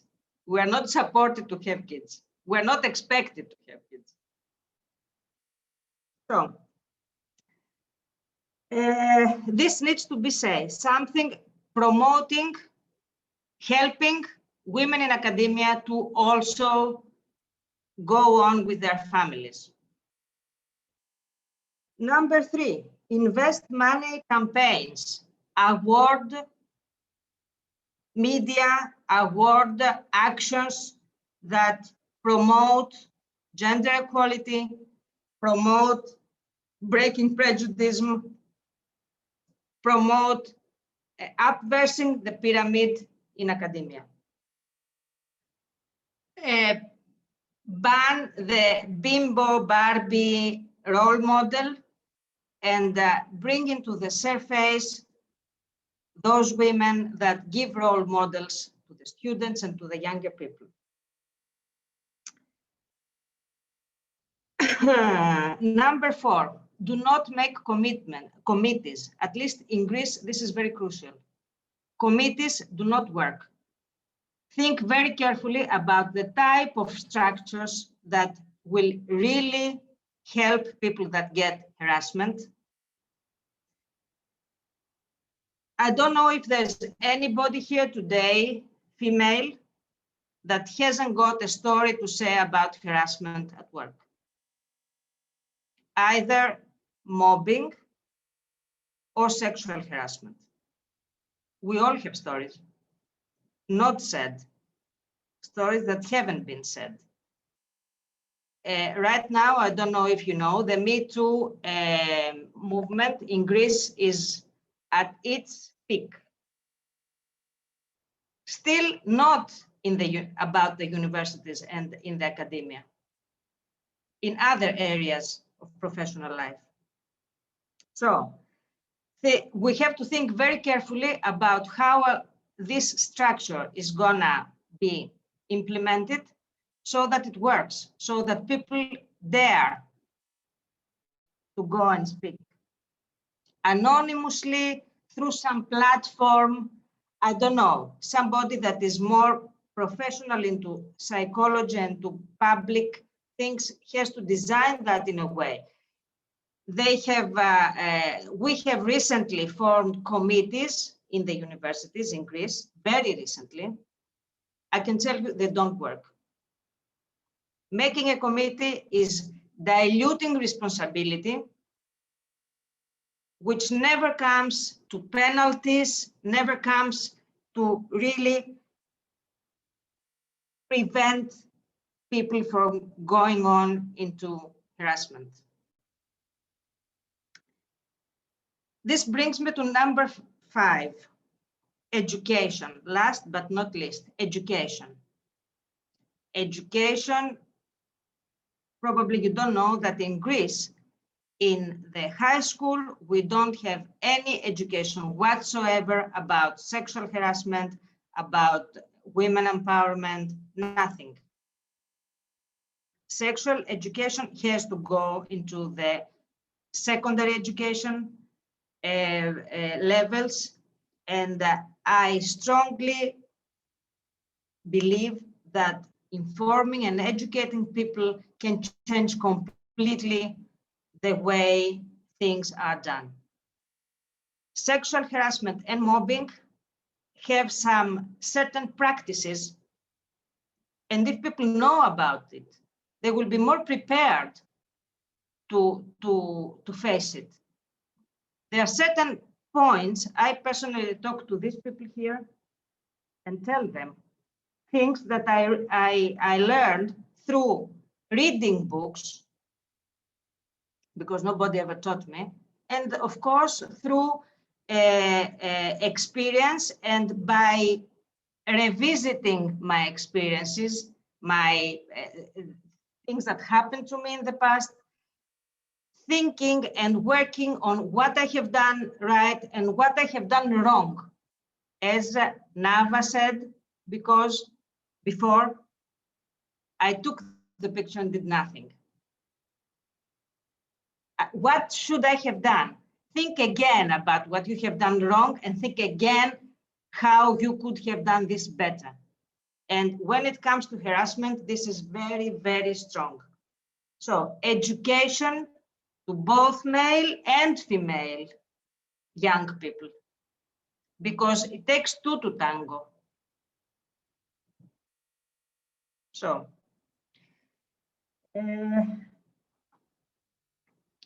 this is all I had to say about this particular question. And I strongly propose, I strongly feel that at the end, maybe some of us will need to help Kostas to write down a letter and address it to the government. Thank you very much, Katerina. And it's definitely we are going to do in the case, or at least in the case of the HMU. So I kept some notes. Keep the rights of a female scientist even during the pregnancy period. like have and apply the laws about the harassment. I suspect that we should do a lot of things and not committing in committees. And also I will say that one of the suggestions, it will be the fixed representation of females within the different decision makers and within the faculties and etc. Costas, can I say just very, please, two please, words? Please. Okay, you asked a question, I want to answer you. What would I have done, or what I would have given an advice about the picture? I would make a joke. I found that humor is the thing that helped me to go through harassment. I was never, how do you say, I never was demoted, or in terms of professional terms, never in my life. In terms of harassment, every day of my professional life. The way I dealt with that was humor. So if I was in you, I would say, oh no, I want to be in the picture. And I would not, and I would go and, you know, that's what I would do. So I would use humor to solve this kind of problems. Of course, if it gets serious and all that, of course, you have ways to treat it. And every institution has to have a unit that is responsible for sexual harassment or other harassment. But meanwhile, in the little things, I find not to surrender, to use humor, to use, you know, other kind of tricky ways to get out of situation, but not to surrender. This obviously was not a harassment anecdote. I have lots of harassment anecdotes for you if you want them. This is an anecdote for the Old Boys Club. Again, but if you don't want to in my scientific area is very, very strong, very strong. I'm short, you cannot see me through this. I'm small, and I'm, again, I said, I'm biologist. I'm usually younger than the other people there. So I have to face this every day in my life. The Old Boys Club that I don't belong in, obviously. Thank you. Let's move to, and then we are going to have time for discussion also with the attendees. Let's go to question number 4. What will be the advice to a female student interested in following an academic and professional career? And the question now, we have a lot of assigned panelists, but also a lot of volunteers that they would like to add, you know, their opinion among the panelists. So let's start with the assigned ones, and then we will move with the volunteers and among within our panelists that they would like to discuss their ideas. So let's start with, I was from north now to the south. Let's move now again from, let's mixed now. I'm not going to follow any geographical direction. So let's start with Ellen. With Ellen Moons, about the advice that you are going to give to your young daughter, because I know that you have a daughter and probably she would like to become a scientist or a professional. Like, what are you going to advise her, Ellen? Yes, I think we've heard already quite a lot of nice advices from everyone. So I would like to raise a few of them, just keeping it short also. I think the most important is to believe in yourself and to be yourself, because that will strengthen you in difficult situations, as Nava made very clear.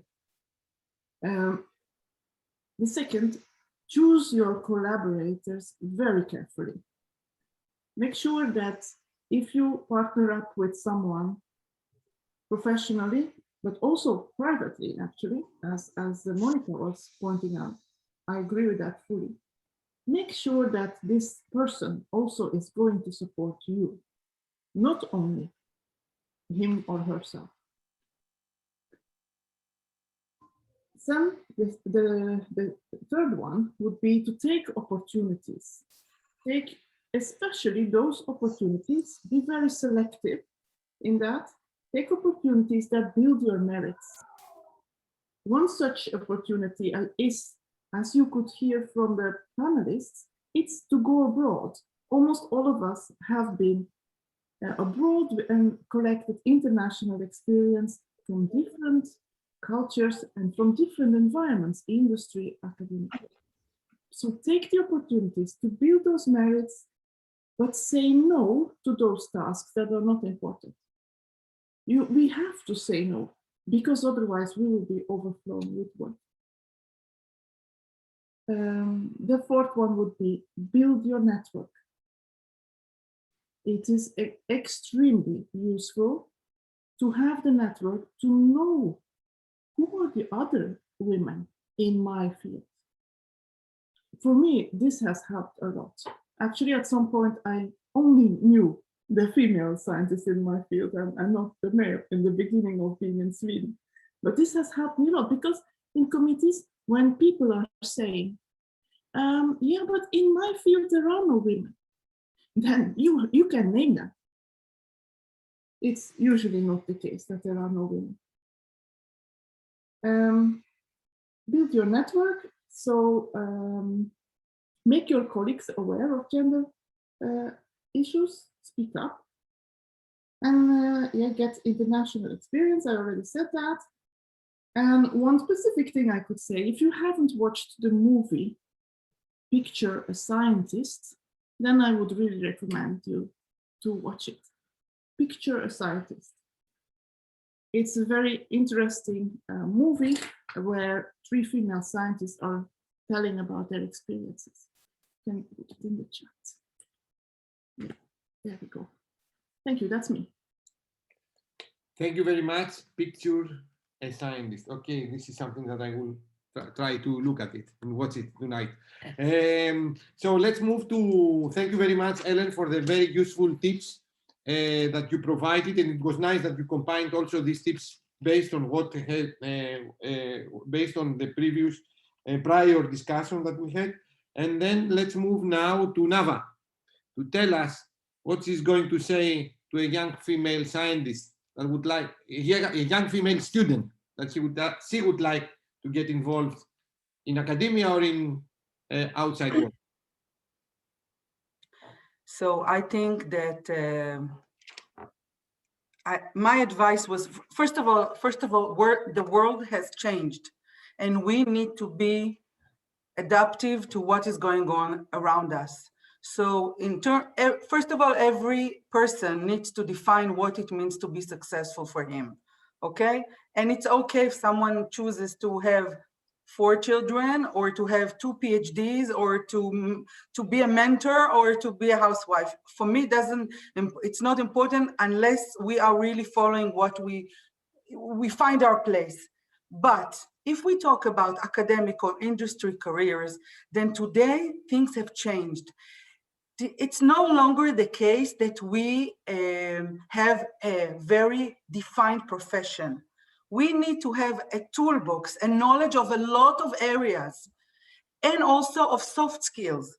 So if we have that, the soft skills everybody mentioned of knowing how to interact, to have the social, the culture, to grow abroad, to know other cultures, okay? This is very important. We all come from different backgrounds. For myself, in Israel, you need to understand every boy and girl at 18, they go to the army. The army, regardless of ideological or political, it's nothing to do with that, but it's a wonderful melting pot for equality, because you are equal, you fight together, you do things together, you learn together. So just in terms of gender, it is a good thing, and it builds character in the terms of equality. So we need to, for us, it's a little different, but nevertheless, we are encountering all these phenomena that you mentioned. What do we do with that? The students have to have tools and agility, meaning we are in a world that changes in a minute, in a flip of a coin. We went into Corona, teaching digital, doing research with other people, but all of a sudden, the people who were agile and flexible, these are the ones who survived. So women have survival skills. Women are agile. Women are very fast to learn because they don't have a choice, and it's fine. This is our strengths. So we need to work on that. And we need to cooperate. Cooperation is very important, okay? And another thing, again, I'm sorry, but it is my agenda in terms of multidisciplinary communication, is not to know only what you have to know, but build a dialogue with other colleagues or with other students, male or females, that come from other area of expertise. Learn the lingo. We need to build a dialogue between designers and engineers, social scientists and computer scientists, okay? We need to build a lingo. And through this lingo, all of the differences, when they have to work in teams and when they have to build projects, what we need to transfer is the idea of you have missions to accomplish. If you work together, no matter where you come from or what this is the way to succeed. And I think through experience and showing them the way and giving them the tool of design thinking, of cooperation, of teamwork, we lower the stress, as we said, but we also lower the tension of the differences because they realize that each of them have something to contribute, even though it's a different thing. But then I do believe in a holistic view. So you mentioned how in academia people are alone. I don't feel that. I feel that whenever I'm alone, I'm looking for partners to work with. And I'm not afraid that they will be jealous or they will be competing with me. I believe that if we learn how to create teamwork, then people are voting for the same purpose and for the same mission. So I do believe in a toolbox for students and female students, but also male. Okay, together, very important that we meet in different places in life, not only when we've reached the peaks or only when we got to be a department head. From the beginning, it starts from early age to do things together. This is my opinion. Thank you very much, Nava, for the messages. And let's move to Katerina, Professor Hadzaki, regarding this question. Thank you, Kostas. Again, I have to say that it was a challenge to get myself prepared for today. It made me think a lot of things. It made me think about what I would like to say to my daughter for preparing her for the future. So it was, again, I'm gonna speak with bullet points. First, it can be done. I would say to my female younger colleagues that it can be done. To balance, to follow, to pursue a career in science and have a family and balance the two things and get things done. We can definitely do it. Most of us here today show that it can be done. Balancing family and career is not the difficult part, especially not in Greece. Having experience by working abroad, I realized that in Greece we might not have the support of the government, but we have a very strong family support. And this helps a lot and make things more, I wouldn't say easy, but maybe I would say easier. I have to say that the last 10 years since I had my babies, since I had my daughter, have been the most productive in my life and the most successful in my life. And I hope that my daughter won't have a different opinion in 10 years' time. I choose to become a role model for her and be the mother that show her the way to a successful professional life, rather than the mother that stays at home and being focused only to her and nothing else in her life. In Greece, we also have to fight against an orthodox culture and the opinion of many people that believe that working women has destroyed family structure and has destroyed society. There are lots of people that still believe that. So, number one, it can be done. Don't be afraid and don't listen to those voices like my mother's when I finished my PhD. that told me that if you are a doctor, if you have a PhD degree, that's for sure that you are not going to have family. And I was close to prove her right, because I met my husband while quite advanced in my career, and I was quite old when I had my baby. So, number 2, be responsible about your work, being responsible about your image, build a very strong CV. This will increase your self-confidence, this will increase your position, and this will shut all those mouths that say, like somebody said before, that you go on because you are a woman. Have on paper that this is wrong. I often advise my people here behind me, when they are at work or when they appear, think about how they are dressed. I often tell them, because they are young people, to wear both a shirt and a skirt. So people like to see a really nice young body, a really nice sweet face to talk. But when it comes to hire people, they don't think about this. They think about how good you are at your work.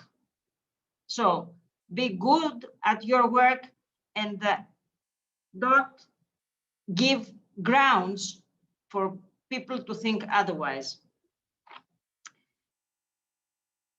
Number 3, fight against prejudice. Prejudice is our biggest enemy, even our own prejudice.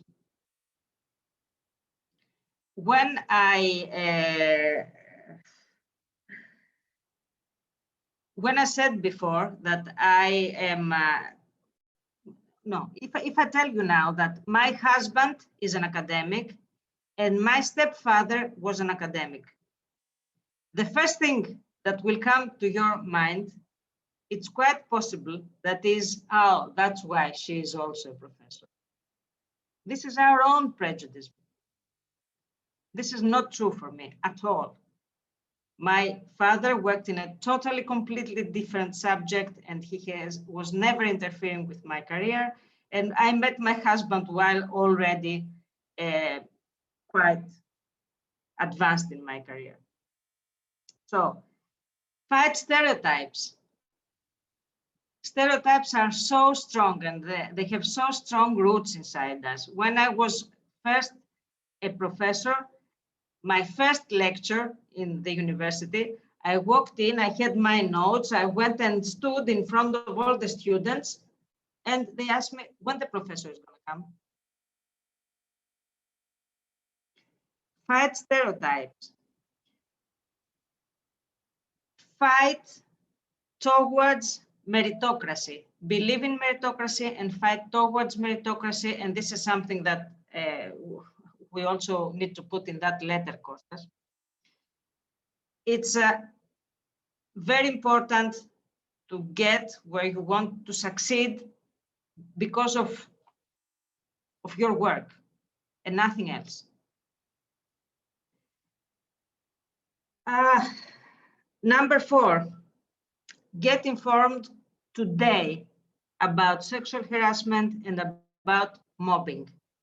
Read about techniques that consciously or subconsciously bullies do. And get advice or even learn techniques on how you will avoid it and how you are going to deal with it. There are some very precise descriptions and very obvious practices that people do. Learn to recognize them and learn the ways you can avoid them so that you don't go through this freezing of victimizing. When you become a victim, you freeze. You really don't know what to do. And bullies know how to succeed on that. Get out of that, get informed, read, learn, do something and be prepared. You are gonna see it. You're gonna find it in front of you. I'm moving into the next bullet. Be flexible, as was just said, and compromise in targets and in redirecting your path towards success.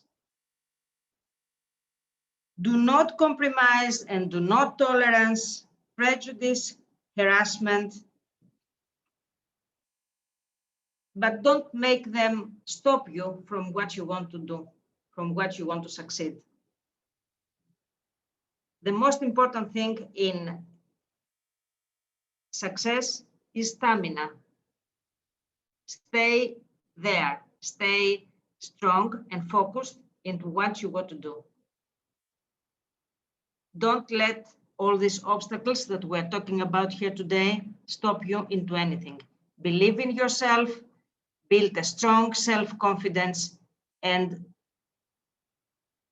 stay focused on that. Stamina is a very powerful word. I was reading yesterday in the journal something from Katerina Sakellaropoulou. In Greece, we have our first female president. And this does prove that things are really changing in Greece. Yes. So I will quote something from her and finish. The most important thing is to be judged and go on according to our value. Thank you very much. I also made a suggestion about a very nice book that I read, and I put it in the comment. Data Bias in a World Designed for Men by Caroline Criado Perez. Invisible Women is the title of the book. Invisible Women. Okay, so thank you very much, Katerina. And then let's move to the same question. I have a request from Professor Monica Lira that she would like to say something, and then to Anne, because also Anne DeLuise would like to say something. Thank you, Costa. I'm going to be very, very brief because I know it's not my time to talk, but I want to give 5 points that I usually give to young scientists. It can be for male and female, but usually I give it to female. Some of them are already being mentioned in a way from our past speakers. So, well, it's a summary probably. But these are my 5 points that I wanted somebody to tell me when I was young, okay? The first one is look for mentors, okay? Not only one mentor, look for several mentors, male and female, and compare opinions, okay? I had a mentor that misled me when I was young, and I didn't look for any other. I believed to that person. So look for several mentors, okay?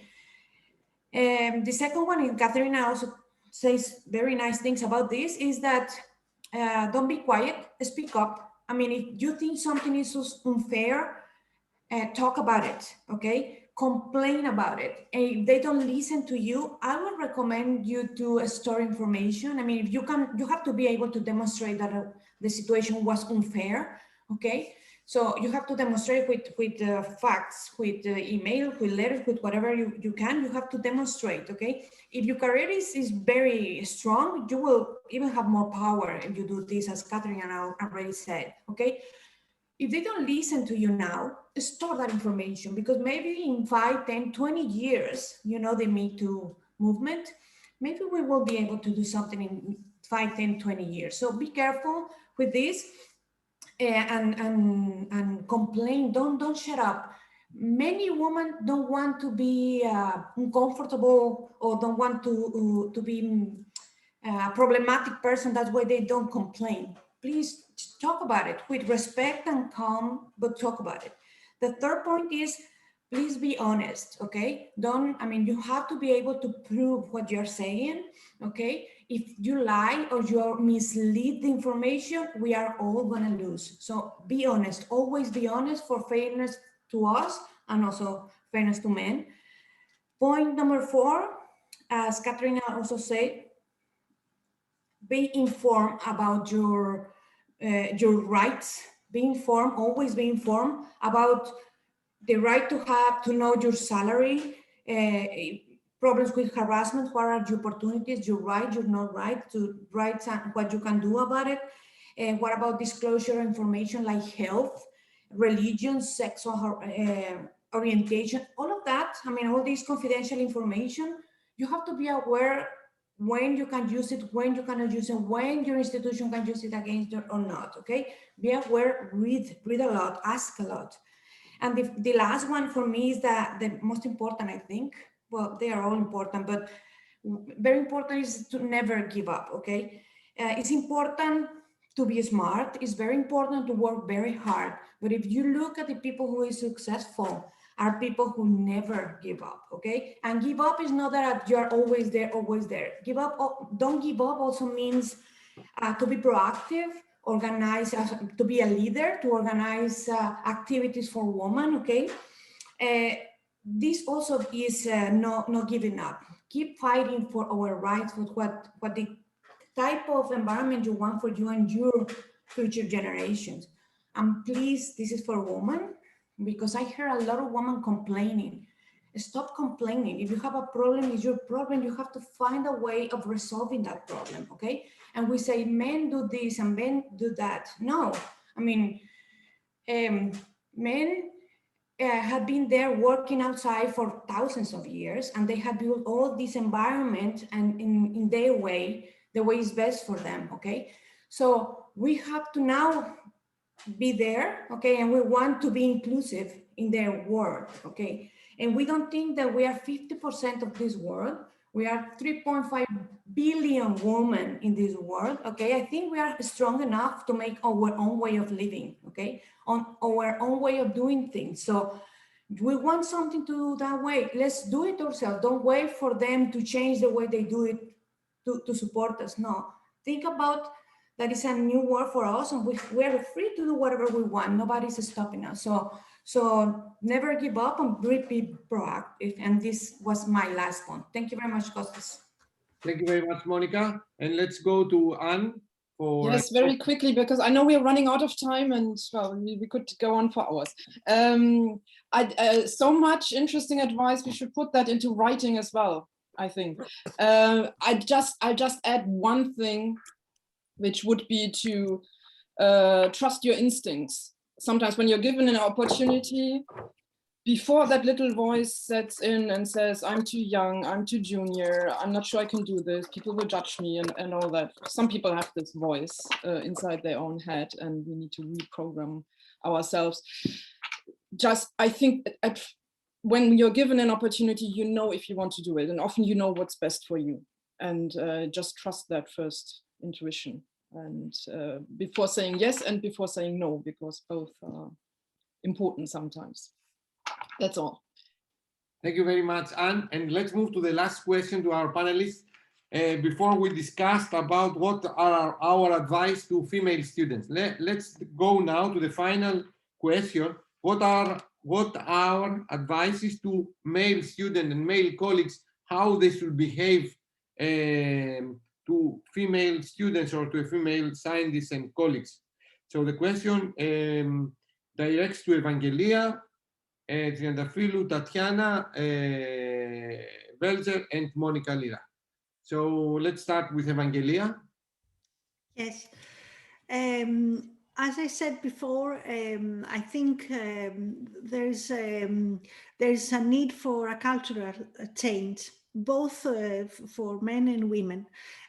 For instance, there has been an initiative lately in Denmark, at least,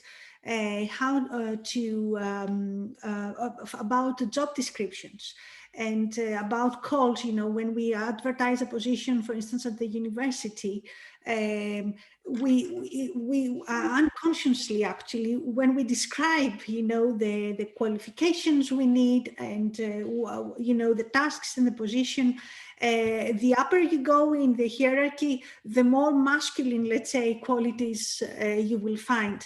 And that is something that a bias that it's done unconsciously, and we have to be very aware of it.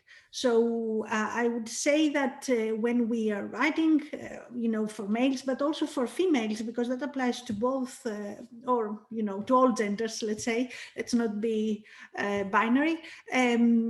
We have to be very careful about how we describe, and how we evaluate also the applicants. But first of all, how we describe, because many descriptions, it's like keeping away women even to apply, not even, to be recruited. I think also another thing is that many people also believe, and that was said also before, that successful leaders, skilled leaders are actually men. We have still these, stereotypes in mind, and there has to be done a lot of change. And I think the change has been done in younger ages. So all of us who have sons, we have to do our part and educate our sons to start with. I think also young students or junior academics, as fathers and as companions, they have to be supportive, and they have to be aware of the extra maybe effort that the women in their lives have to do in order to be successful. And also I would say for academics who are leaders or maybe managers, just to keep in mind that it's difficult to balance between real life and career for many women. I know that this is the case for men, so I don't want to be I want to be inclusive on that, but I think women have an extra burden also, as I said before, because of their nature, because of the choices that come a bit more natural to them. So yes, I think that was it from my side. Thank you very much, Evangelia. And let's move to Tatiana, Professor Welzer.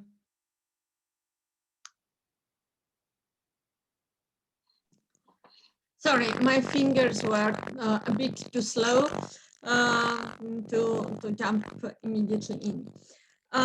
Yes, what to say to young students? Or I think that we have a problem with your audio, or it's only me. So, can you hear me? No, there is a lot of interference. Then please move forward, and yes, I'm coming back. Yes, this is what I'm going to do. So, Monica, the floor is yours.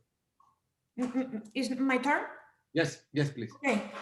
So for this part, I was thinking that there is a phrase that said, you cannot change what you are not aware of, okay? So that means that if we don't understand or we are not aware that we are part of the problem from the beginning, we cannot modify it and change it, okay? So I think the first thing we have to realize, men and women, is that we think differently. We are different and we act differently, okay? There is this video in YouTube. It's like a comedy, but it's very true. And I talk to my husband about this. It's called A Tale of Two Brains. Okay, if you can listen to it. And it talks about the difference between male brain and woman brain. And they say male brain is made of boxes. Okay, and this box has a problem. Each box has one problem, and the boxes don't touch. Okay, and women are like connected by cables, okay? They are all cables and they are all connected together. We relate a lot of things at the same time, and men don't do that. And especially men have one box that is called the nothing box.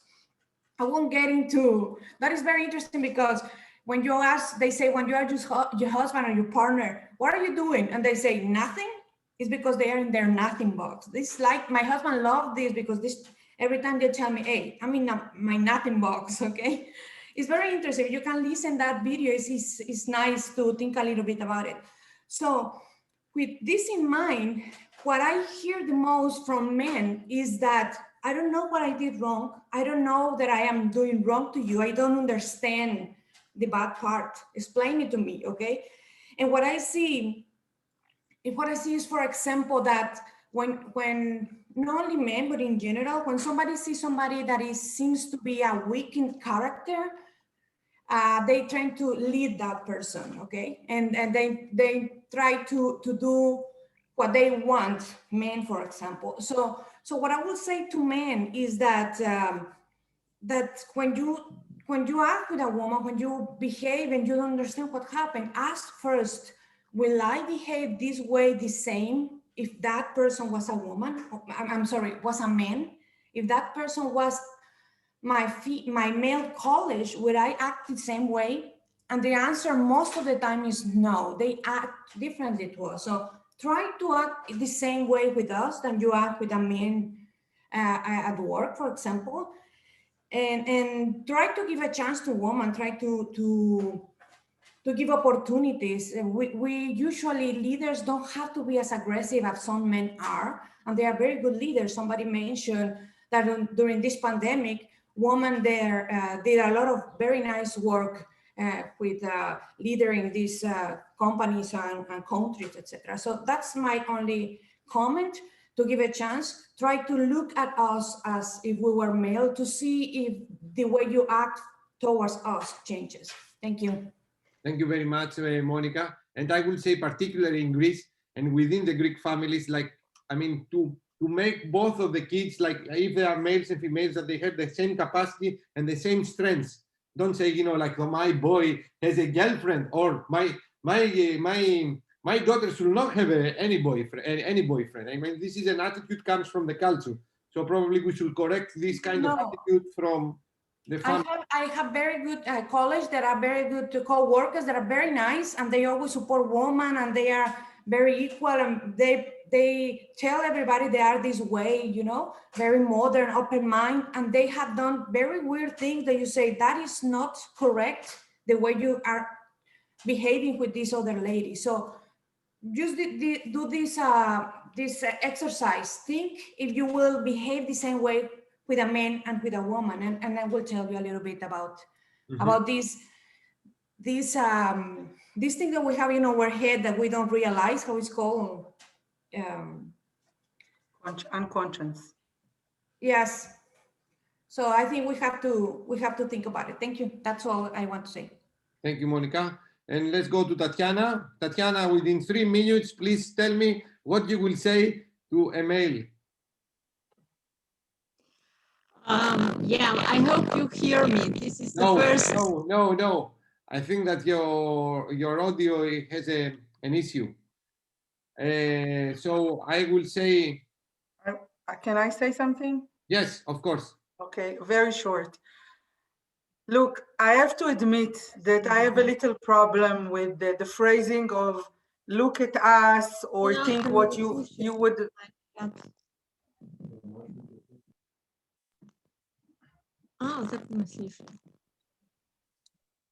Okay, go ahead, Nava. I'm just saying, I think that I have a little problem of someone. I don't want to ask a man to talk to me like a man. I want to ask a man to talk to me as a person. I don't want to be discriminated for good or for bad. I want to have an equal opportunity in the discussion. So for me, this is a point that needs to come across. And I think it's done not by saying to someone, this is how you should do. I would call I would call the male students to say, get to know better your colleagues, your female colleagues, get to know them better, learn what they can do for you that you cannot do for yourself, or how you can help them that they can do. I don't think we are the same. You already said we are not the same, but I think that working together completes us. So I'm not looking for my twin. I'm looking for the person who I can leverage with him. So 1 and 1 is 3. This is what I'm looking for. So I don't want to be treated like a man. No way. Thank you very much. I'm 100% woman, and I'm proud of it. But I want to be treated as a colleague, as someone who has capacities, maybe different. It's okay. Maybe different. Maybe even my compassion is something that you can use for the project. It's fine, okay? Maybe my tolerance is something that you can use for the benefit of the success. It's fine, as long as I feel that I am contributing as much as you do, and we are both have the same meaning. So it's not by talking to someone and convincing him and giving him a set of rules, it's by letting him experience with you how much he's worth and how much you are worth in the combination, in a situation, in project-based learning, in things that you have in common, in missions that you need to complete, in papers that you need to write. This is how, through experience, to actual doing, this is how we will educate. To me, it seems like that. Thank you, Nava. I totally agree with you. Let's check if Tatiana It's now working. No. Unfortunately, I mean, does not work well. Let's so I suggest to move before the Q&A session starts, and then I probably, during the Q&A session, if Tatiana has fixed up her connection. We would like, first of all, to thank Professor Munch for her participation. Unfortunately, she has to leave to pick up her daughter from the school. So thank you very much, Ellen, for your contribution. Thank you all very much. It was very exciting to be with you. Bye. Thank you. Bye, Ellen. And let's move to Lorraine Scott. So I hope that Lorraine Scott he's with us. He is with us. It's the male. He's going to present us the gender equality unit that they run in UCM in Madrid, and I hope that he will share with us how does this unit operate within their institution in order to facilitate and address all these kind of issues that you have mentioned. And then we will move to the Q&A session. So I think that Lorraine will present us, within 10 minutes, his unit. So thank you very much. Thank you, Costa, for the invitation to participate in this event. All the intervention has been extremely interesting. And now we will be make a brief introduction of our gender unit. But let me begin describing our university, the Universidad Complutense. We are an old university with a long history, founded in the early 16th century, and we can be considered as a large university, a big university. Is the biggest university in Spain. We have more than 81,000 students, more than 6,000 professors and research staff, and more than 3,000 service staff. We have more than 300 official program studies, undergraduate and postgraduate, including 57 PhD programs, and 350 non-official training programs. We have 26 schools or faculty and 180 departments. In total, we have more than 250 centers that are divided into campus in the city of Madrid, and we are ranked between the top 200 or 300 university at the world level, depending on the index you use. In Spain, in a national level, we are in the 3rd or 4th position in the ranking. And how is this governed? It's difficult. It's a big university. The head of the university is the rector, and the rector is assisted by the management board, which includes the 12 vice-rectors with specific competencies. We have vice-rector for academic affairs, economic policy, studies, and so on. And also, the rector has delegators that address a number of transversal competencies, including the diversity and inclusion, and our delegation of gender equality. The structure of the rector delegation is confirmed by the delegate Isabel Tajahuerce, the director of the Equality Gender Unit, Magdalena Suarez, and myself coordinating the Observatory for Gender Equality. There are a little more. There are a little more. Only 3 persons with the assistance of administrative staff, but fortunately we have the help of many colleges, of many students. We are committed with the objective of the Equality Delegation and collaborate with us and with our actions. In the Complutense University, there is a feminist tradition that has tried to achieve equal opportunities and equal treatment in our university, but it was actually in 2011 when the Equality Unit was formally created. The observatory has been created very recently, just 3 weeks ago. And our main objective, I think, is to build a culture for equal treatment, equal opportunities between women and men. And the whole set of measures and actions carried by the Equality Delegation could be summarized in the elaboration of the Equality Plan or the Equality Program, which is the guide of actions that the university should implement to achieve the objective of equal opportunities and equal treatment between men and women in the university. In fact, the Gender Equality Unit already elaborated a first equality plan in the year 2015, and just now we are discussing the second equality plan. The main elements of this equality plan are 3. First, to monitor the situation of women in the university, monitoring the representation of women students and staff in the different areas of knowledge, in the promotion and in the academic governance.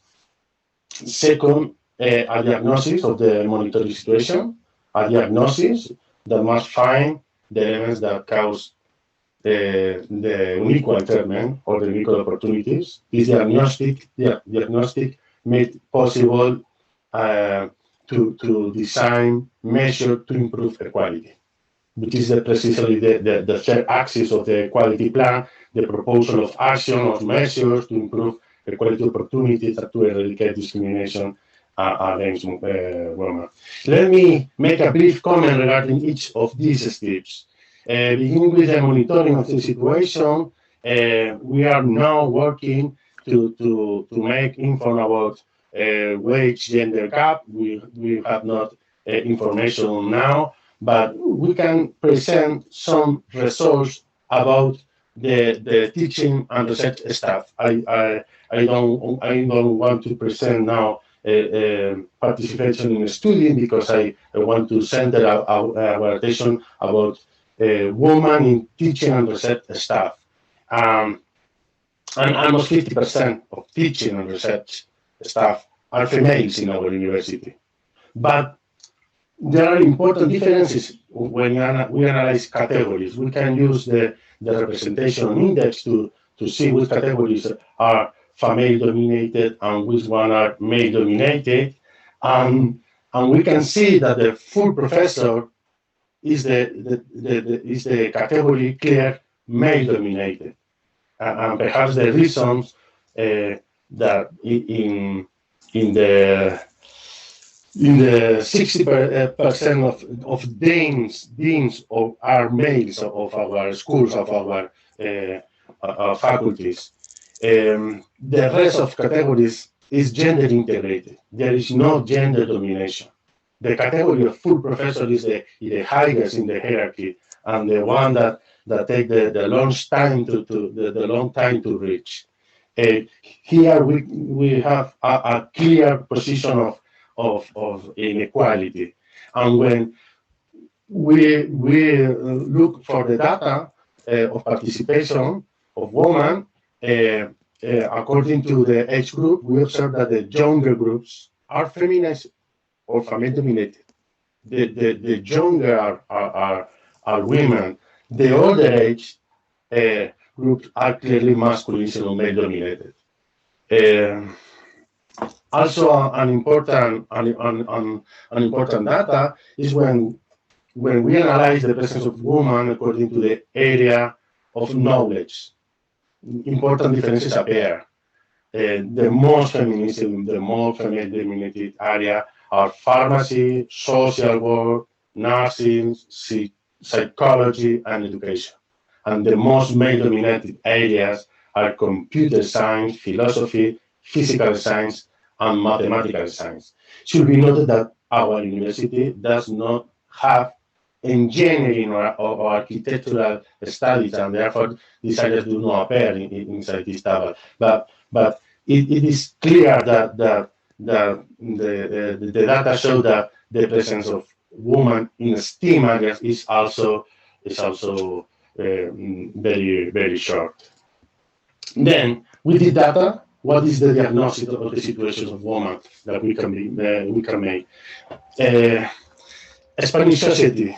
The university is inside the Spanish society, and the Spanish society is a society dominated by traditional social stereotypes. And we believe that the data we observe in our university is in some way explained by these stereotypes. For example, the stereotype of gender essentialism that reduces women's natural capacity to do science, or that stereotype, the social gender role that explains that the lack of co-responsibility of men for the care of children and the care of other dependents. All these social, traditional stereotypes explain implicit or explicit discrimination of women. For example, in the evaluation of female candidates as compared to male candidates in the recruitment processes. These stereotypes also tend to make the woman invisible in science, thus reinforcing the lack of a role model for young girls in order to choose STEAM studies. The battle against inequality, against woman discrimination in science, and we are convinced that this is a fundamental battle against these traditional stereotypes. Because no. Women are not, by their biological sex, worse qualified to do science than men. Gender roles are a social construction, so the action to improve equality, the measures that we can carry out within the equality plan in our university have the orientation and try to promote the culture of equal opportunity, the equal treatment, to change, to break with these traditional stereotypes. And the main active actions are in this sense. As I have said, to break down this androcentric stereotype, it is necessary to promote the cultural equality among the university community, all the university community. It's necessary to make visible the role of women in the university, in all the academic and science fields. And important for the unit has been the training programs to re-educate our staff in teaching and research from gender perspective. The main objective of these training programs for our academics, male and female, is that we can all fall into this social stereotype against women. We all have to ask ourselves in our classes, in our research, if we are falling into the stereotypes, to eliminate them, of course, of our activity. Perhaps male, those of us who are in some kind privileged or favored by the established order, by those traditional social roles, do not see the need to change. And this is why this re-education is so important to make us to see the existence of these stereotypes, these obstacles, these barriers that this situation of discrimination against women, that is essentially the gender perspective that we will try to introduce in our staff. We have developed some guides for a non-sexist use of language. This is an important thing in the Spanish language, because in the Spanish language we use male gender to refer to both men and women. And this is a question of invisibilizing the female, the woman, when we use only, and we talk only using male gender in our language. And we are developing guides for teaching and research from a gender perspective. More actions. The Unity has promoted research in gender studies as a recognized area of knowledge. We think that the gender equality is a transversal objective in all areas of science, but we think that it is necessary to recognize also the gender study as a specific area of knowledge. We develop equality policies in the recruitment and the access to the university staff, and also promotion and professional development of women. For example, imposing a gender quota in the composition of the tribunals or committees of selection or for recruitment, or for example, promoting a culture of co-responsibility, encouraging the use of parental leave, and promoting effective measures of conciliation, work-life balance, not only for women, also for men. So the care activities of chairs and other dependents does not hinder the development of professional promotion of women. Other actions are centered in promote equality in all areas of representation, management, academic decision making, action to prevent, detect, and contribute to eradicate gender violence and harassment. We have published a guide for the prevention of gender violence and actions in case of harassment against women. And also we have action to promote respect for sexual diversity and different gender identities. As I have already mentioned, we are currently dealing with all these measures in the second equality plan and the Complutense, which is about to be published and will be made available to anyone who wishes to consult it. We hope that this new equality will continue to improve gender equality and make us grow and improve the university and as society. Most of the measures that has been included in this new gender plan has appeared here previously in the panel by the participants. We must that it's necessary to change little by little or perhaps very quickly those roles, those stereotypes that keep men above women in a situation of dominance, so that all people can achieve their life aspiration, can become what they want to become and to live in the way they want to live, without a destiny marked by the biological set which they were born. And that's all. For more information, please visit our website. Thank you very much for your attention. Thank you very much, Lauren. I think that it was a good summary of the things that we can do based on the proposals that we have received from our panelists. On the Q&A session, probably I have some questions for you. So thanks all of you, and let's move directly to the Q&A session. Already we have some questions. They are not reported or they are not referred to any one of you. So if you wish to answer a question, just raise your virtual hand, and I'm speaking now to the panelists and give an answer. So the first question that comes, it is the following. Did it affect your personality working in a male-dominated workplace? How could we increase the number of female students in IT? So I think that Tatiana works in the IT. So I will report, if your audio is fixed, the questions, how could we increase the number of female students in IT? And then to Nava, because also Nava works in IT. Hi, hello. Do you hear me? Oh, finally. actually, I put it all my thoughts that I could not told before in the chat. So might be you can read it there so that I'm not losing the time with some other things. But I would say that I agree with Nava very much. We have to be as we are, and we have to use the advantage of each other to make the world better on the base of equality, which is not the rule and which is not the law. What to do to have more ICT students? To start very early. I mean, to explain the stories, why the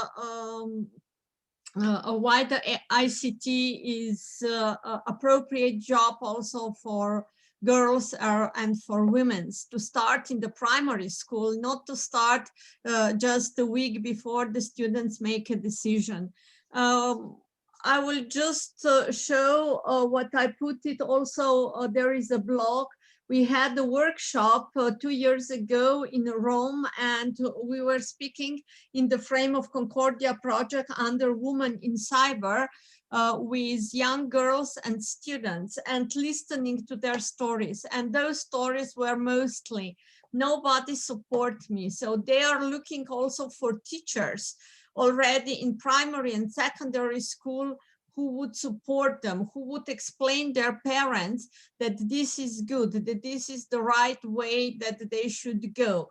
And they were usually fighting by themselves to go further in this. So to do the workshops, to do the talks, to do the discussion tables and similar, and try to motivate them. But when they are once with us, we should not forget them. We should support them, give the mentorship additional, support them to be in action together with their colleagues, that they are not separate groups, but they are much better both together. So start early. Try to present everything as much as good, and mentoring at the end, and supporting and recognizing their work. Thank you very much, Tatiana. Then to Nava, if she has something else to add. I agree with all the elements you said about how to encourage them, and also just to add one thing is to share success stories. Very important to share the success stories so they know from real women who, like we did today. I would like very much to answer the question, did it change me, affected me? Yes, indeed, it did. Made me more focused, okay? Made me very targeted. I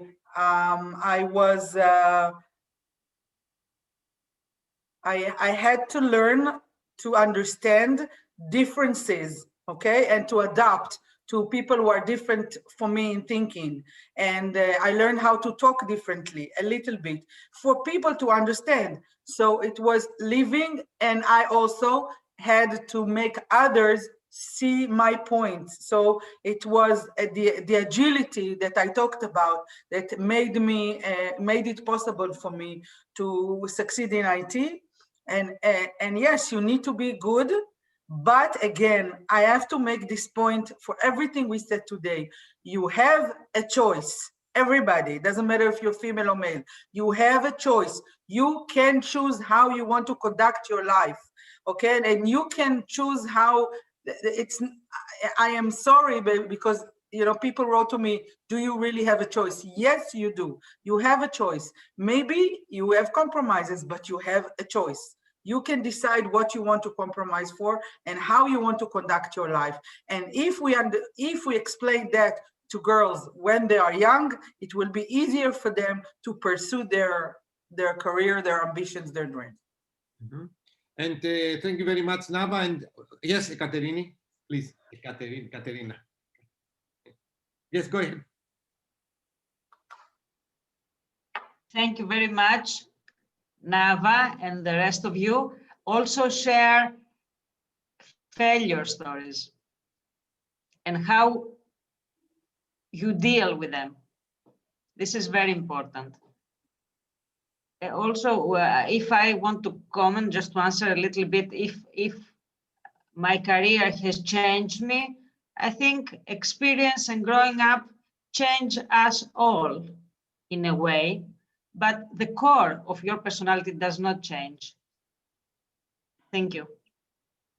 Thank you very much, Katerina. I don't know if the rest of the panelists, they would like to make a very short comment if working with males and male-dominated ecosystems has affected your personality. Yes, please, Monica. I mean, I always work with men, so yes, they have changed my personality, especially because, well, at least in Mexico, when I was young, they teach me not to be problematic, to be kind, to be etc. And I realized that I cannot be that. I mean, I have to complain of all these issues that I see during my career, okay? But I also believe that it's gonna be for a short period of time, okay? We are in this, like, if we are all scientists here, in this activation energy curve, okay? We have to complain, we have to work hard, we have to ask for our rights to be equal until there are no more female and male leaders. There will only be leaders, and we are all gonna be together. But it's gonna be, I hope, short period of time, and then everything is gonna be back to normal, I hope. Thank you. Let's move to the second, and please, all the attendees, if you have a question and you would like directly to ask one of the panelists, please unmute your microphone and ask the question. Okay, thank you. So if I go to a second question that I can see on the chat. What is the part, and thank you very much, Cleo, for this. What is the part of the spouse when combining family with an academic career, especially when it means moving from one place to another?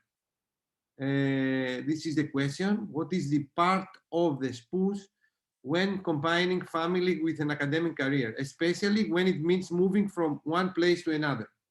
I don't know if we have any volunteer to answer this. Evangelia, yes, since you have changed a lot of places, starting from Thessaloniki, Eindhoven, and then now Copenhagen. And Crete, of course. Don't forget Crete is a paradise. So I'm not yes, I think it was also mentioned before. I think, of course, I wouldn't have done even half of what I did of the small things I did so far if it was not for my husband. I think both, you know, when you're in a family, of course, every member has to support each other. So, and that's why my advice to male students was just to be supportive. I think this is where it all starts. Of course, we need the support of our families. If we are lacking, maybe we have also, you know, extended families to support, maybe not. But I think it's, yeah, it's important, and it goes both ways, of course. And we see here, for instance, many families choose, you know, a period of time where the father maybe or the husband, you know, has a lot of, you know, heavy workload. The mother steps back, and vice versa. So at least in Denmark, it's something that you know, the families choose to do, and I think there has to be room, of course, for everything. Yeah, that was, and I think, of course, moving to another country is a very demanding thing, especially where more people are involved and small kids are involved. So it just, you know, it adds to the workload. So what to say, it needs, you need a lot of patience, a lot of time, and yeah, just yeah, to resilience, just to keep going and don't give up. Yes, Tatiana, yes, please, a short comment. A very short comment that I would like to add in the way also that in Slovenia, the situation is similar in the Denmark, when the women are going to maternal leave. And there are a few weeks, I don't know exactly, I'm married, but without the kids, but I have a lot of kids. These are all my students and all my younger colleagues in my group, so to say. if they are not, if the husband is not used that weeks, they cannot use it. So the wife cannot use it, or they must use it in the first months or first few months of the birth, because they cannot use the rest later on. And I agree with Evangelina with this support in the family, what I wrote already before, because I cannot imagine my work without my husband's support, especially now during the COVID, when he has less obligations and I'm the whole days in the meetings. And for that reason, we have to find everyone our place and support each other and going together on this way. Mm-hmm. And thank you very much, Tatiana. This is very important message to all of us. So, I mean, a question that comes from one of the attendees, like, how can you fight? How much control can you have against these social perceptions, society perceptions regarding females' role in a daily life and within the professional life? What is the opinion of Anne? Because everyone has until now has spoken. Well, I could have said something about the spouse. Okay, but, go ahead. Okay, because the other question is more difficult. No, because especially when moving abroad, and there's been research on that, it's very difficult to synchronize the two careers. Let's say if it's an academic couple, it's really difficult to find an equivalent position for the other one, especially as most departments don't want to recruit a husband and a wife as a team. There are often guidelines against that. So if one person is stepping back, as Evangelia said, or making sacrifices, it's just very important to counterbalance that right afterwards and to acknowledge what happens, and in that way everything is fine. And as Alan said, it's so important to choose the right partner. Michelle Obama said something like that, which you're going to like, Kostas. It's like when you choose the members of your basketball team, you want the best, and you don't want somebody who in all trouble or teams, something. Yeah. In all teams, and we used to say in everything that we are doing, it takes a lot of effort to achieve something, and it takes just one to destroy everything. So picking up your partners, like in life or in professional life, it's so important, in sports as well. So thank you very much. And what about, I will go to Katerina, because Greek society has a lot of, let's say, perceptions, regarding the female's role. So I would like Katerina to tell me what the females they can do in order to shape a different opinion, not opinion, let's say position regarding females' role within academia and within professional life. What are you going to tell to your mother? Because I mean, I know your mother is very nice and very cute. I was not believing she was so. I wouldn't dare think about changing my mother's point of view. So let's pick those that we can make a difference. And this is not one of them. Just do what we do. Just being what we are, and become an example. Become an example by the way we choose colleagues, the way we support meritocracy in our professional life, the way we achieve whatever we have to achieve. What we did here today is one step forward. This type of actions, I cannot think about something else. If you want me to comment on the spouse, as Anne said, that is to comment on it is an easier part. Not lots of men can support, can go on with a career wife, a career woman as a wife. I think few men can do it, and few men can support it. So I don't know if we choose or if they choose, how this happens, but for sure it is very, very important. I think that we should and also the way you choose your nanny, I believe. Yeah. I mean, we should be educated in order to behave and be supportive to our wives and our partners and our female students, better as men. So Nava would like to say something because Very short, very short. Yeah, I will say something very short. First of all, Ekaterina, I also have a Greek mother. So I empathize with you. I know the whole story.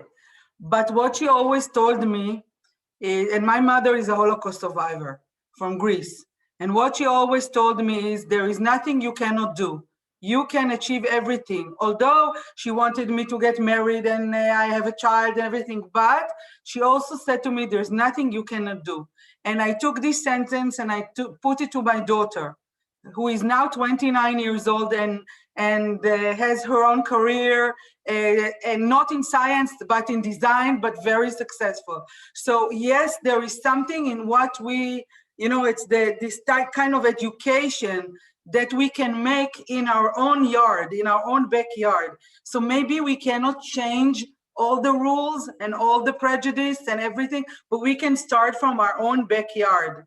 So that's what I did. And then I have my students. So I try to influence my students. And by that, I'm creating these circles around me and around other people. At the end, we all meet, but it takes time, but at least we do something. At least we start in the circle and we expand. So I do believe that we will expand more and more, and it's up to us to create these circles, these waves.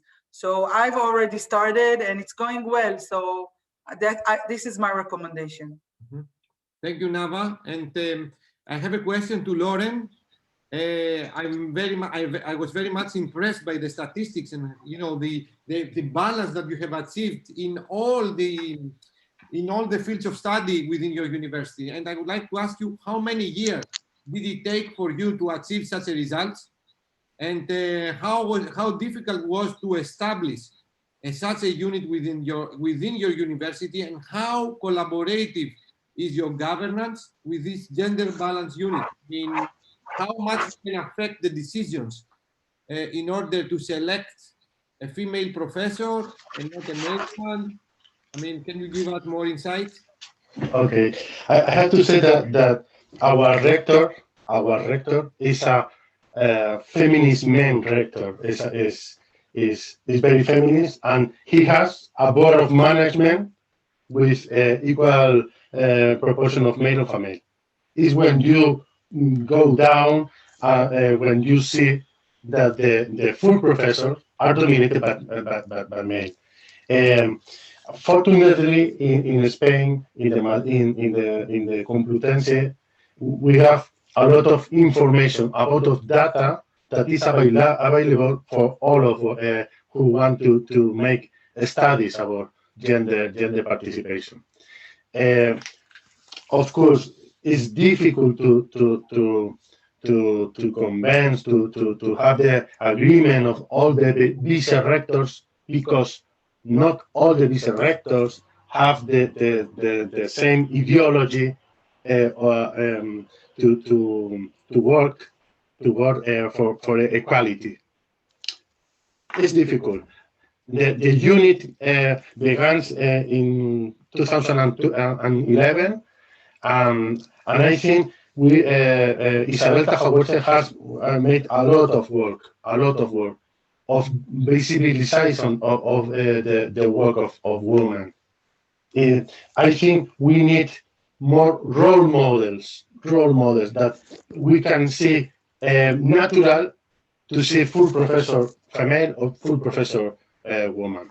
It has been established, for example, that in all the tribunals, all the committees for recruiting, there must be some quota of a male and male, some quota of male also.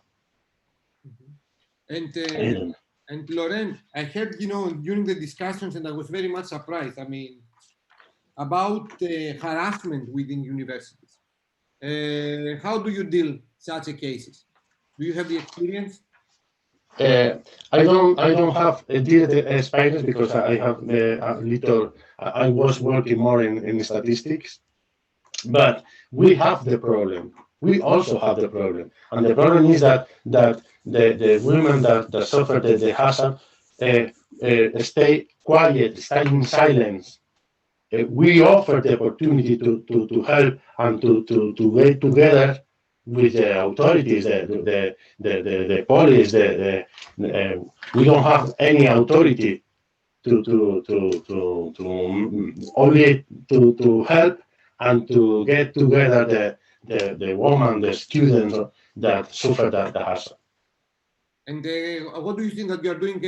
I mean, if you have the cases, why, the females, they don't take the courage, not the courage, they are not boosting to come and find you and make, make known their stories? What is the problem what is the communication gap? No, because it's a full professor, male, that is up, that is making the hazard. Then it's very difficult for the people is beside to go against your head, your boss, your full professor. We want to help them. Mm-hmm. So do you have any plans to change the situation, like in order to help them also to facilitate, them to go and say their stories? What are you going to do? For us, it's a very important question. It's a very important question, and we want to work in it. We have now the guide, but we have a lot of measure. We have a phone. You can phone a telephone number. You can phone to us to make all the questions you have. And we try to solve the question to all the staff and all the students. Mm-hmm. Thank you, Lauren. I don't know if you have any question, any other question, or to Lauren, or from the audience to the participants. I think we have overcome the schedule a lot, but it was nice. For me, I learned a lot of stuff. I have realized a lot of stuff within my university, thanks to Cleo and other colleagues, when I was checking the female participation within our services, and I was very much surprised. It was a good opportunity for me, together with my colleagues in the university, to work out and change the situation. Thank you all of you, panelists, the attendees, for the honor that we had to have you with us, and it was a great pleasure. I think that Nuno would like to make the final comment regarding this session. And also Tatiana, but very fast, please. Yes, very fast. Not really any closing speech, nothing like that. I just hope well, first of all, thank you very much for this very interesting morning. And I hope that, as we have discussed on one of the preparatory meetings, that this work does not end here, and that we manage to have a group of colleagues working on these subjects for the near future. Thank you very much. And definitely us, as representatives of you, all of you, we are going to make, this kind of press release. I will share this press release, of course, with my Greek colleagues, and also with you, that we are going to make it in English and in a Greek version, in order to share some joint actions and comments. And finally, Tatiana, yes, please. Thank you. I would like to thank Costa, to you. Not only Costas, there are a lot of people working behind. It's not Costas. To you, your team, and everyone who was organizing the event, to all other panelists that we were coming together, because I believe this was also for us probably only a start, as already Nava by our first meeting mentioned. And I would like to point out once again what we discussed at that time already, that might be we should come together again, wrote down something, not just what you will prepare, but might be also to publish then something as a paper to share our experiences or however to deal. And I raised the hand first of all, because I would like to invite all of you already to the event that Costa mentioned at the beginning, and we are preparing it in Maribor for April. So this year on April 22nd, it is the day of girls in ICT, and we will prepare a similar event which will be pointed out more on students, young girls, also the secondary school girls.